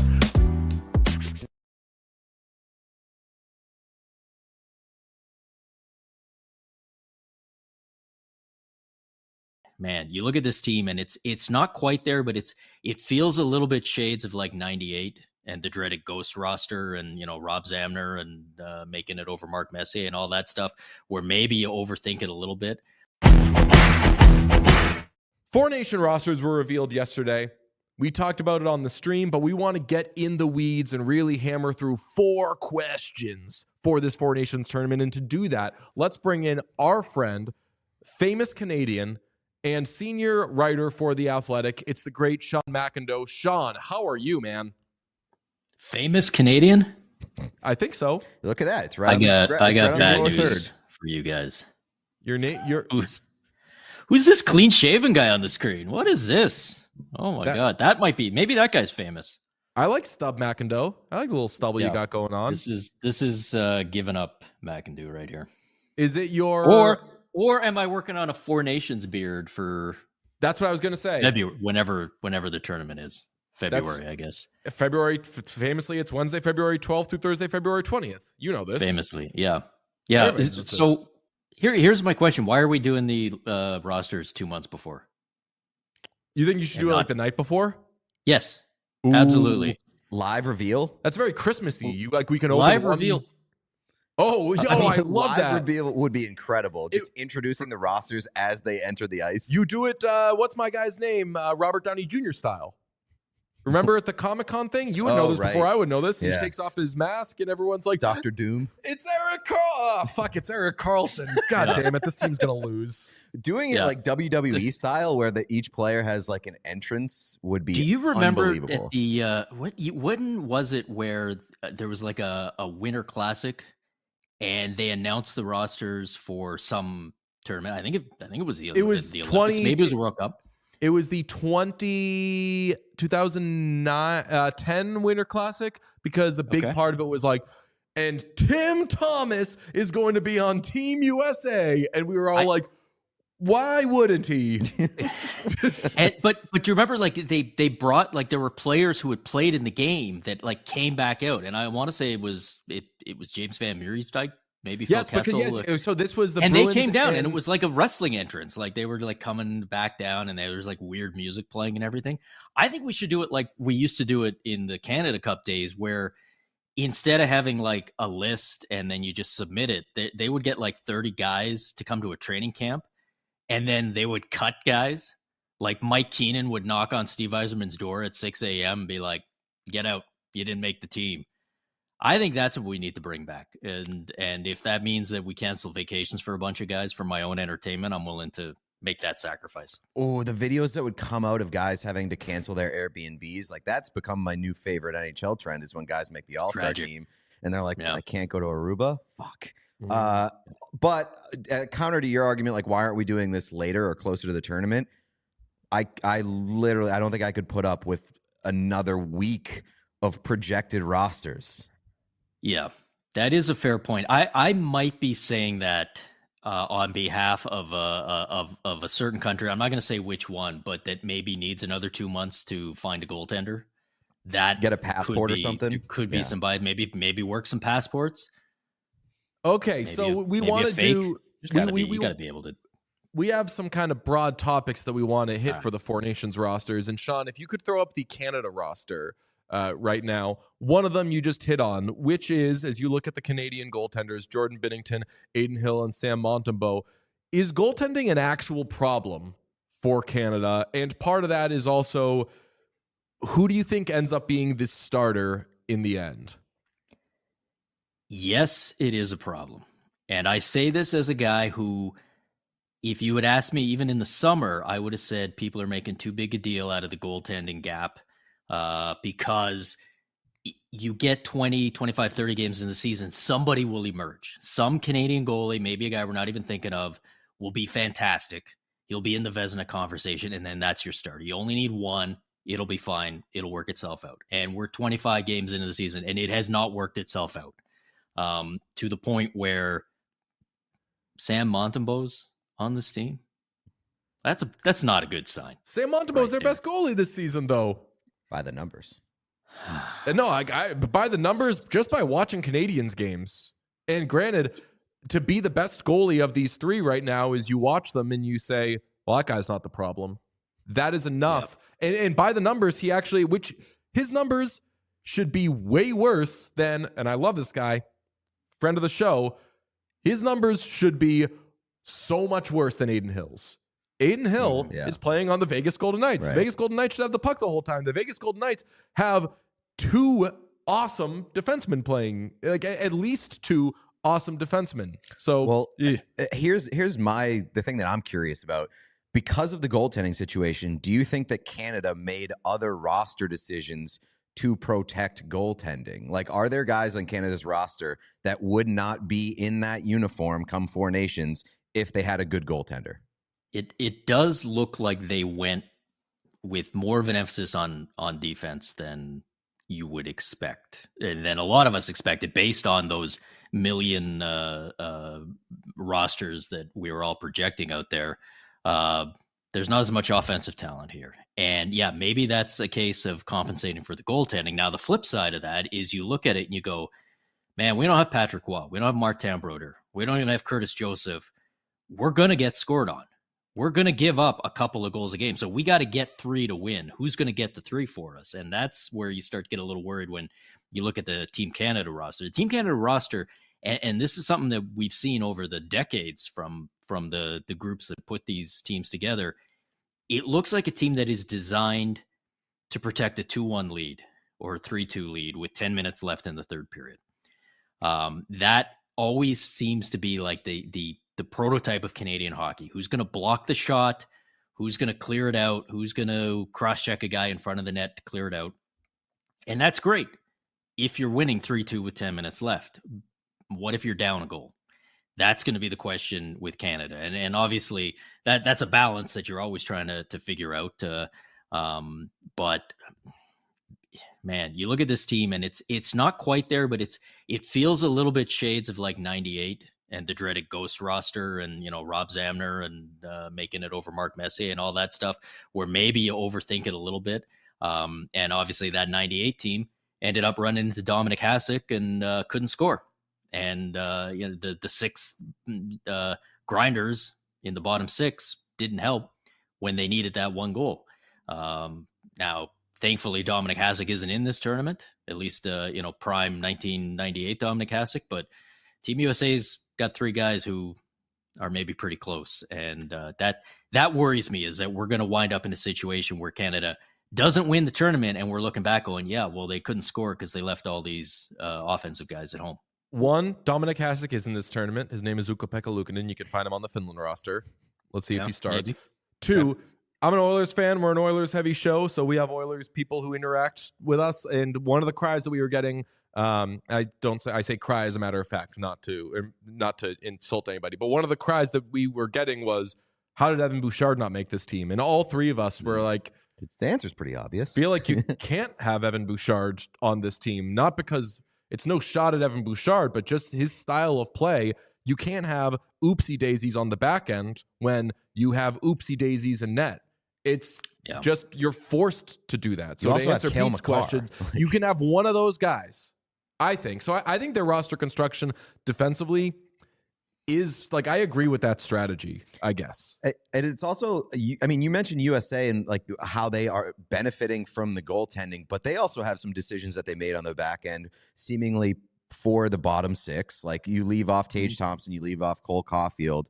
Like, do you think that there's potential that they regret that, or would you have made the same decision based off of just the roles that those players are going to play? That's question number 2, but though, by the way, of the big 4, will USA regret veterans over talent? I mean, both teams, you can really tell that there was heavy coach input. Like, these are coaching decisions. The coach is the guy who says, no, I want Colton Parayko over Evan Bouchard because I feel safer with him. And then the coach is the guy who says, no, I don't want Cole Caulfield, even though he's close to leading the league in goals.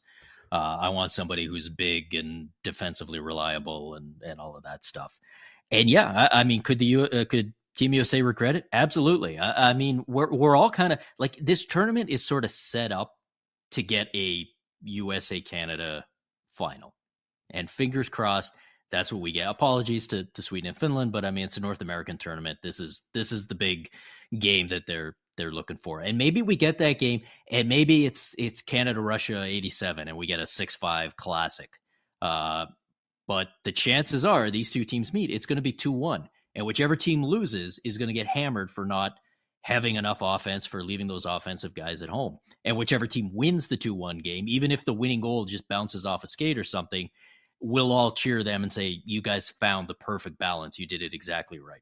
Yeah. That's the nature of hockey, right? I mean, we wait and see how the game turns out, and then suddenly we're all geniuses. You have beautifully kind of connected the dots here to find what the discourse is going to be, because you are right. In both of these cases, in Canada's case, defensively, they chose safe over going for it. Definitely offensively for the Americans, they went safe over going for it. Such an easy one, though, is going to be Caulfield and Tage Thompson. Being like, how do you, and I get like some of the guys that they picked, some of the veterans had a little more size, but like, who's got more size than Tage Thompson? That also, I think, is just kind of punishing streakiness. You also mentioned pressure's on Brock Nelson to win like every faceoff he takes. Oh yeah, great point. You also mentioned Jason Robertson yesterday. Yeah, like I have very little problem with. I have no problem with it, but just not having that good a scorer. But if they're streaky, I mentioned it yesterday on our stream. If you watch the Olympics, Team USA basketball, Jason Tatum showed up. He was a little cold, and they were like, we're not going to take the time to figure that out. You're just not going to play this tournament. And that's what would happen to a Jason Robertson, or maybe even a Tage Thompson, more in the case of Robertson than Thompson. But yeah, this when these teams lose, as you said, we know what we're going to be saying. Yeah, and I mean, I'll just tell you, as a Team Canada homer, I'm more worried about Jason Robertson or Cole Caulfield or Tage Thompson than I am about Brock Nelson. You know, I'm not sitting there going like, oh no, Brock Nelson's on the ice now.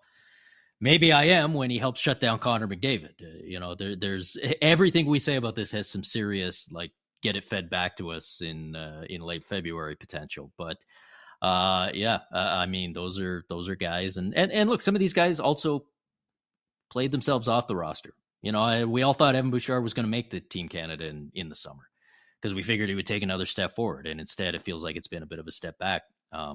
But it's like a weird mix, because they always tell us, like, we're going to take the guys who earn it, the guys who play themselves onto the team. And then you look at a guy like Cole Caulfield. It's been fantastic this year. I mean, if he didn't play himself onto the team, was there really that opportunity? Or was this a case where, you know, 90% of the roster was already done in the summer and you're just plugging guys in who are healthy?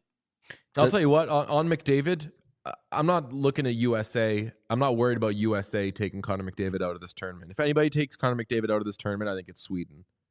Because of their defense? Because of the defense that they have. Just, I mean, like, Anderson, Forsling, who's already done it. Yeah, I mean, their defensive group is awesome. Ekholm, who knows him. I mean, off that defensive group, though, do you feel as weird as I do that we're in a place where, like, you see Erik Karlsson on the Swedish national team and you're like, is he going to play? That's question 3.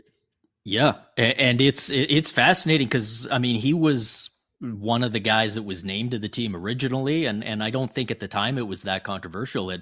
If he hadn't been, you wonder if, like, we would have had a really interesting discussion in the weeks leading up to this about, like, is Erik Karlsson even there? I think he plays. I think you see him on the power play. I think we very well may see some games where the last 5 minutes of the game, there's no Erik Karlsson out there. Certainly, if I'm protecting a lead, It's they've got plenty of other guys. You have to have a pretty good blue line to sit down Erik Karlsson, even at this age and where he's at in his career. Sweden does. They got a really good. Do they run 7D then? Like, who do you take out? So I was going to ask that because the fourth question eventually is going to be about Finland's defense. But like, you look at just go 7D. Brodin, Anderson, Dahlin, Hedman, like all of these guys are top pairing defensemen in the NHL. Oh, like as I look at that, quality wise, yeah, I think every single one of these defensemen, I could be wrong, plays on a top pairing in the NHL. I don't think Brodin does. Yeah, Brodin might be second pairing, but like you can just have him as a spare part that you didn't need in the first place if you want, and that probably should be their strategy. That's an option, right? I mean, it's not like you're looking at this going, we absolutely have to get Gustav Nyquist into the game. Like there maybe is a potential to go 11-7 there. Yeah, that'll be even interesting Arvidsson. To see. Yeah. There's I mean, that is the thing with the, typically with the European teams, top heavy forwards, right? Where you've got, you look at that first line, hey, elite talent, absolutely. But we're not playing with line changes off here. So going 4 deep is where the North American teams start building that advantage. And you see it with Sweden as well. But man, that blue line, top to bottom, it might be the best one in the tournament. Yeah, I think you go 7D if you are playing to your strengths. Put your best players on the ice, put your best players on the bench, whatever. And yeah, respectfully, a lot of those forwards, what was the thing that I said yesterday? Canada's goaltending, a question. Finland's defense, a question. Sweden's offense, a question. United States gun control, a question. So, like Sweden, the offense isn't terrible, but as you said, it's top heavy. So have your studs out there. And then, or maybe you just don't play Erik Karlsson at all. Do you leave him off the game day roster? I don't know. I feel like that would be so rude. Yeah, I feel like this tournament doesn't matter enough in a big scheme where I don't think to disgrace him. Yeah, exactly. Yeah, that's just where I kind of land. But when we're talking about defense, I think everybody can agree that Finland's blue line is the most concerning and most troubling.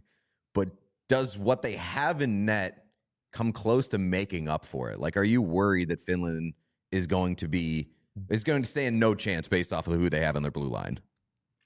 I would never say no chance, especially when it comes to Finland, because it just feels like, geez, in the decades that I've been doing this just as a fan, watching these best on best tournaments, you always want to write off Finland, and man, they are feisty. They always seem to be able to outkick their coverage a little bit as far as what your expectations are. The goaltending is good. The goaltending is can paper over a lot of those issues on the blue line.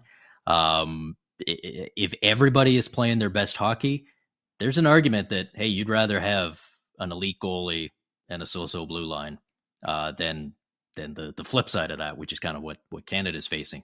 That said, it's hockey.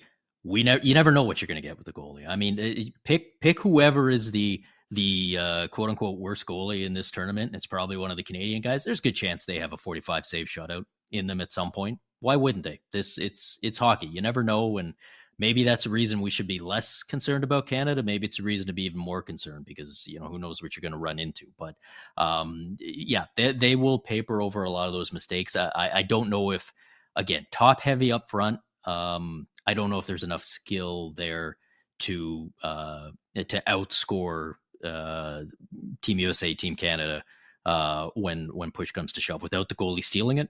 That's probably the path to Finland getting to the final, to Finland potentially winning this thing is having a few steals from a goaltender. They're not in bad shape to get that. They've got the right guys for that, and then you just sort of cross your fingers and hope it happens. Let me ask you this based off of what you just said.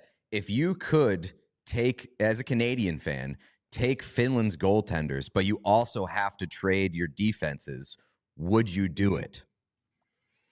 There's no chance. I can't it's not like a keeper league where I can protect Cale Makar and no, you got full swap. You got to take their entire blue line, and you got to take their entire. Can I see that? Can I see the Finland defense one more time? Yeah, I don't. And as you're looking at this, quick, no. As you're looking at this, You know what? I forgot Hakanpää was on the team. So as you're looking at this in Hakanpää, I went through the defensemen in this tournament, and Finland is the only team that most of their defensemen, or they have more bottom pairing and or not in the NHL defensemen than they do second pairing defensemen or top pairing defensemen. They have 2 top pairing defensemen currently in the NHL, technically, both on the same team. Oli Mata is playing on the first pair in Utah right now, and respectfully, no, not what that is. That's not great. The thing with Hakanpää, I wonder, because this is the how I would have done this if I had to make these teams 2 months before. I would have put injured guys on the team because, of course, if a guy's injured, you can swap him out. I said this half joking earlier this week. I would have put Carey Price as one of the Canadian goalies. There you go. Well, we got Carey Price. Oh, he's injured? Well, I guess a couple of days before the tournament, we'll just have to pick whoever's on a hot streak at the time. That would be my little dicey move. And I wonder if Finland was doing that or if that's just the guys that they have. Man, we got to open up trading for this this tournament. Every team gets to make one trade.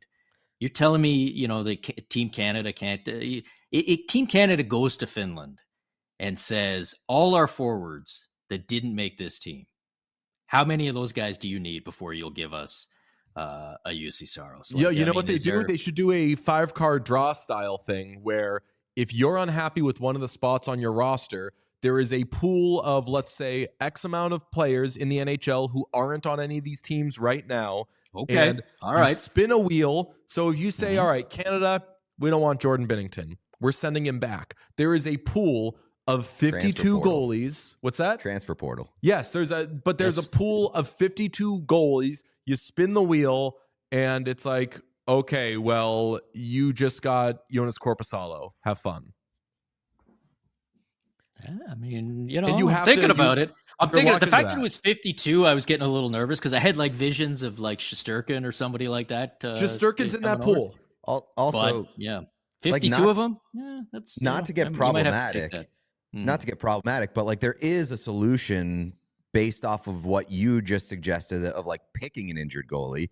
You could make sure one of the goalies that you did pick and you regretted was injured. Okay.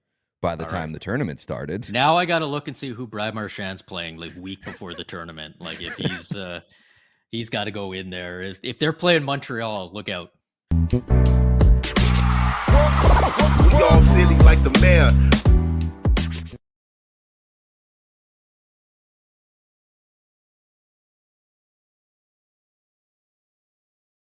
The Buffalo Sabres don't have an Owen Power problem. Owen Power has a Buffalo Sabres problem where they are not positioning him in a development place where he's being put in a place to succeed.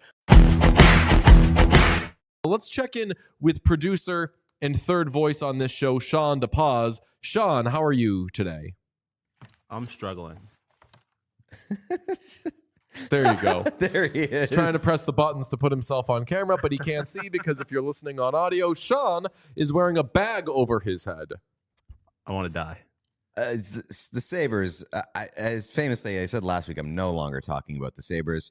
There were 2 games last night. The headliner was the Sabres Rangers, and wouldn't you know it, the Sabres continue to lose. And let's get into it because Sean, you gave us a homework assignment last night, and you said, "Hey, if you're watching the game tonight, can you please keep an eye on Owen Power because everybody's complaining about Owen Power. Everybody's saying Owen Power, might be labeling him with the B word as a bust for a number 1 pick."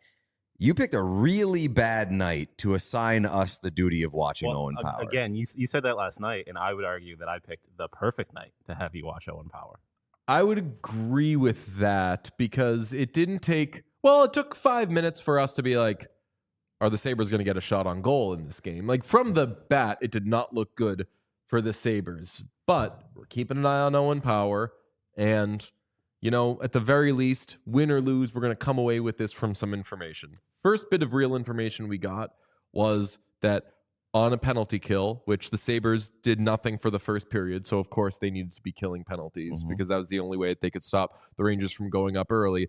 Owen Power essentially just sent it to the point on a clearing attempt. Not a lot of, we've talked off the air, Sean, You want Owen Power to maybe embrace the moose a little more, try to be more of a moose, know that he's a big guy, that he can get to whatever area he needs to get yourself in a better position, throw it up the middle of the ice, clear it, kind of lazy clearing attempt, ends up in the back of the Sabres net. So the first real thing that happened in the game was, way to go, Owen Power. Well, I mean, he also took a penalty on his first shift of the game. Yes, yes, okay. The first goal, I guess, was way to go, Owen Power. Yeah, it was a really, really tough first period. Takes a penalty, has the giveaway leading to the goal on the PK. A whole whopping 2 minutes and 57 seconds of ice time in the first period, because after that goal, stapled to the bench by Lindy Ruff. Sean, how you feel about Owen Power being benched? I mean, good. Well, I guess I don't feel good about the fact that he got himself benched, obviously. I feel good that there seems to be some kind of accountability, like he talked about afterwards. He was not the only one who got benched.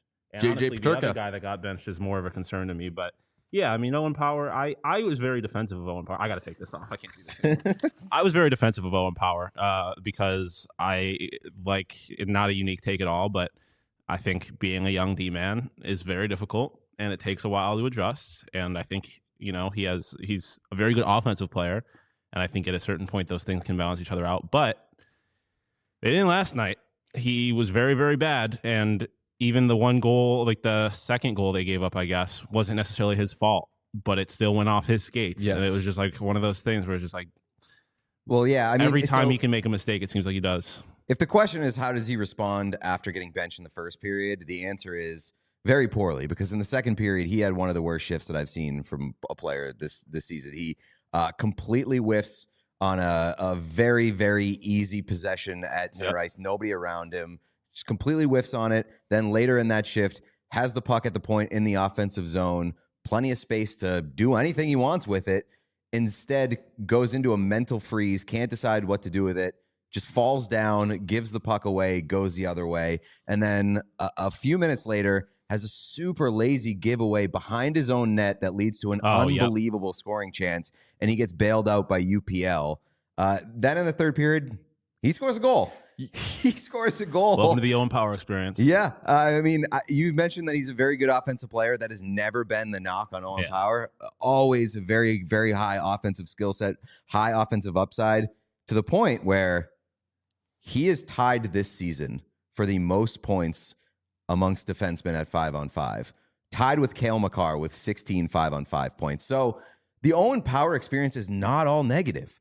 Not at all. At some point, you have to learn to play the position and figure it out mentally to the point where the offensive upside is not overshadowed by like whatever the fuck is going on away from that. He's a high event player is what he was last night. So the bullet points of last night was, as you said, takes penalty first shift, giveaway on the penalty kill leads to a goal against, really tough with the puck in the second period. In the third period, scores a goal. The second goal, of course, as you said, Sean, goes off him. So factors in directly to 3 of the goals that were scored in this 5-goal game. He was the highest event player in this game, and it was mostly very bad. And I kind of buried the lead that he gets benched in the first period. Yeah. I guess my biggest problem with the Owen Power conversation is that, like, yeah, he's not that great, but that's not what's wrong with this team. Like, it's not that Owen Power is not playing. Like, I mean, I guess it's like a microcosm of it, but like Owen Power should not be alone. Like and this is not a take that I came up with, but like he needs to be with somebody that is better at playing hockey, that is a better defensive player. Henry Jokiharju? Like I've seen a lot of Sabres fans saying that like Owen Power stinks because he's playing with Henry. Yeah, it's just like if you're going to put all of your eggs in this Owen Power basket, which you do by drafting him first overall, knowing that he is an offensive player. Like you need to put him with a good defensive player on his defensive pair, and all roads to me lead back to Kevin Adams being bad at his job. Well, like have not put him in a position to succeed. Yeah. So here's the succinct way that I sum it up is that the Buffalo Sabres don't have an Owen Power problem. Owen Power has a Buffalo Sabres problem where they are not positioning him in a development place where he's being put in a place to succeed, or at least not being taught the right things to shore up the defensive game. Like, and that is and has applied to so many Buffalo Sabres young players for years. And still, like right now, so many of their good, talented players that are supposed to be taking steps forward to make the Buffalo Sabres more relevant just aren't progressing and aren't developing to the way that they should. And the way that we heard it earlier this week, I think we were in the car coming back from New York, and I don't know if it was Merrick or Wyshynski, but one of them said, like, the problem with the Sabres is that, like, basically everybody in that organization is playing or like is holding a role one step above where they belong right now, from like the coach, Kevin Adams, basically all the players. Which was doubly true but last night, by the way, because Rasmus Dahlin has been out. So Owen Power is our top D-man. So like the Sabres are just I would argue at this point in time, the most dysfunctional organization in the entire NHL. And that's because the Arizona Coyotes no longer exist. Your thing about the partner situation is interesting to me, because there are a lot of players who develop in such an easy / position to succeed sort of situation. And two guys I'm going to talk about are an undrafted player and another high pick, but not a first overall pick.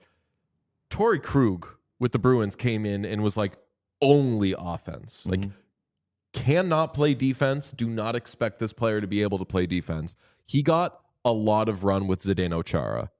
Like, I was gonna say, and Zdeno Chara I think is the best defenseman of my lifetime. People are going to disagree with that. The best defensive defenseman. But like, unbelievable thing to counter that. Yes. So someone who's more responsible, and another player that we talk about all the time on this show is Evan Bouchard.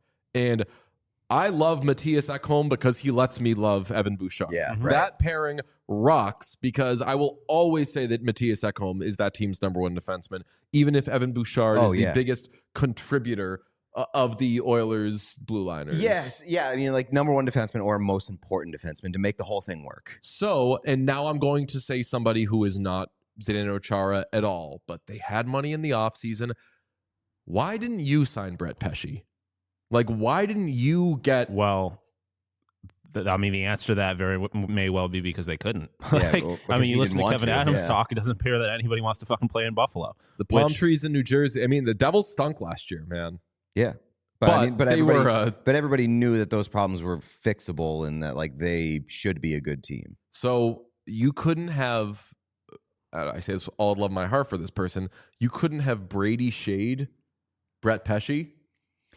Well, I mean, I don't know if you... Not that, like, Brett Pesce being on this to. team makes them unbelievable, but, like, I think that I think we can agree. I think that a lot of this is on Owen Power, too. Regardless of how you want to approach it, like, you can build a better team with the pieces that you have. Like everybody talks about the Buffalo Sabres and the pieces that they have, the young pieces, the Dylan Cousins, the Tage Thompsons, the Owen Power, the Rasmus Dahlins. It's about putting them in a position to succeed, one, by development, and two, by the ancillary pieces around them to make them work and bring out the best in them. And the Sabres just aren't doing any of that stuff. Yeah. This is the show that crosses sports, and we do it proudly. What happened yesterday in Major League Baseball? I mean, the Boston Red Sox trading for Garrett Crockett. So what did the Red Sox are a team, if you don't know baseball, like myself. My understanding of the Red Sox right now is that they have a lot of young players, guys who are either close to MLB ready. One of the best farm systems in baseball. Really consider, like, brimming with young talent. And yesterday, they consolidated that group, and they kept their top, very, very best young players, but they traded 2 or 3 of them and some other guys, and they got a more established 25-year-old pitcher who is imperfect, but definitely more of a sure thing, more established, and just more successful, knows what they're doing more, has more of a track record than the rest of those guys. That's a thing that teams have been doing in every sport, not quite football, I'll say, forever, which is like, we're young, we need that little more established guy. We can trade a few of our really good young players for a slightly older player, and that is going to make the rest of the Red Sox pitching staff, which is also young, going to kind of fall into place more. So should they at some point be trying to make a hockey trade that consolidates all of these young guys? Because they still, even if we say their NHL roster isn't very deep. It's just not deep with established players. But part of the problem with that, I think, is something that in that same podcast we listened to, like that Wish brought up, is like, who is literally going to play on the NHL roster if you start doing stuff like that? Like if you start trying to consolidate your young players for one more established player, then like. So you're saying you can't swap out 3 bodies for one right now? Yeah, because there's they nobody just to replace those people. So, and if anything, like you look at the bottom 6 players on this roster, they're the only ones that look like they want to fucking be there. Yes. Like Jordan Greenway played his ass off last night. Zach Benson tries every single time he's on Jordan the ice. Greenway last night were the Dogs. 2 like only pit people bulls. that wanted to be there, other than UPL. Zach Benson is a pit bull. Yeah, so that is the exact reference that I made last night. I almost tweeted it out. I should have. Like Zach Benson is to Owen Power what pit bulls are to Great Danes. Like Owen Power is this giant body who does not realize or how big he is and use that strength. Meanwhile, Zach Benson does not give a shit about how small he is. Mm-hmm. He's in there getting to the dirty areas every single time. My problem with last night, I guess, is that like obviously a lot of the focus is on Owen Power for the mistakes that he made. But like when you think about it, the second goal that the Rangers scored was a complete fluke, not actually Owen Power's fault. First one, you could blame almost entirely on Owen Power. But like if he's giving up one goal, like you shouldn't be losing those games still. Like JJ Peterka has 1 goal in 11 games. He also got benched last night. Like nobody on this team is playing well. And I get that like Owen Power is playing very, very poorly. But like if this team was built properly by a GM that knew what he was doing, those mistakes would not be getting, I'm sure they'd be getting noticed, but they would not be nearly as important as they are. Yeah, I mean, Owen Power right now is the scapegoat or the punching bag for a lot of angry fans who absolutely deserve to be angry. The bigger picture thing here is that like everybody's out of their depths, and this organization just continuously makes the same mistakes over and over again. And like you can talk all you want about accountability from like the player perspective, but like where's the accountability for like a Kevin Adams or even like a Terry Pagula, like, who just keeps putting yes men in place and doesn't have like this senior leadership in the front office? Like there is no culture in Buffalo. No. There is no positive culture. Yeah, and that to me is the bigger problem, where like there is an element of ineptitude, sure, but also an element of like apathy as well. Yes. And where that it's was, just like, well, what can you do? And that was my reaction to last night, was that like I said, no one seemed like they want to be there, and I don't blame them. Like the arena's half empty, and the people that are there are shitting all over the team consistently, well within their right to do so, because they should be. The team sucks.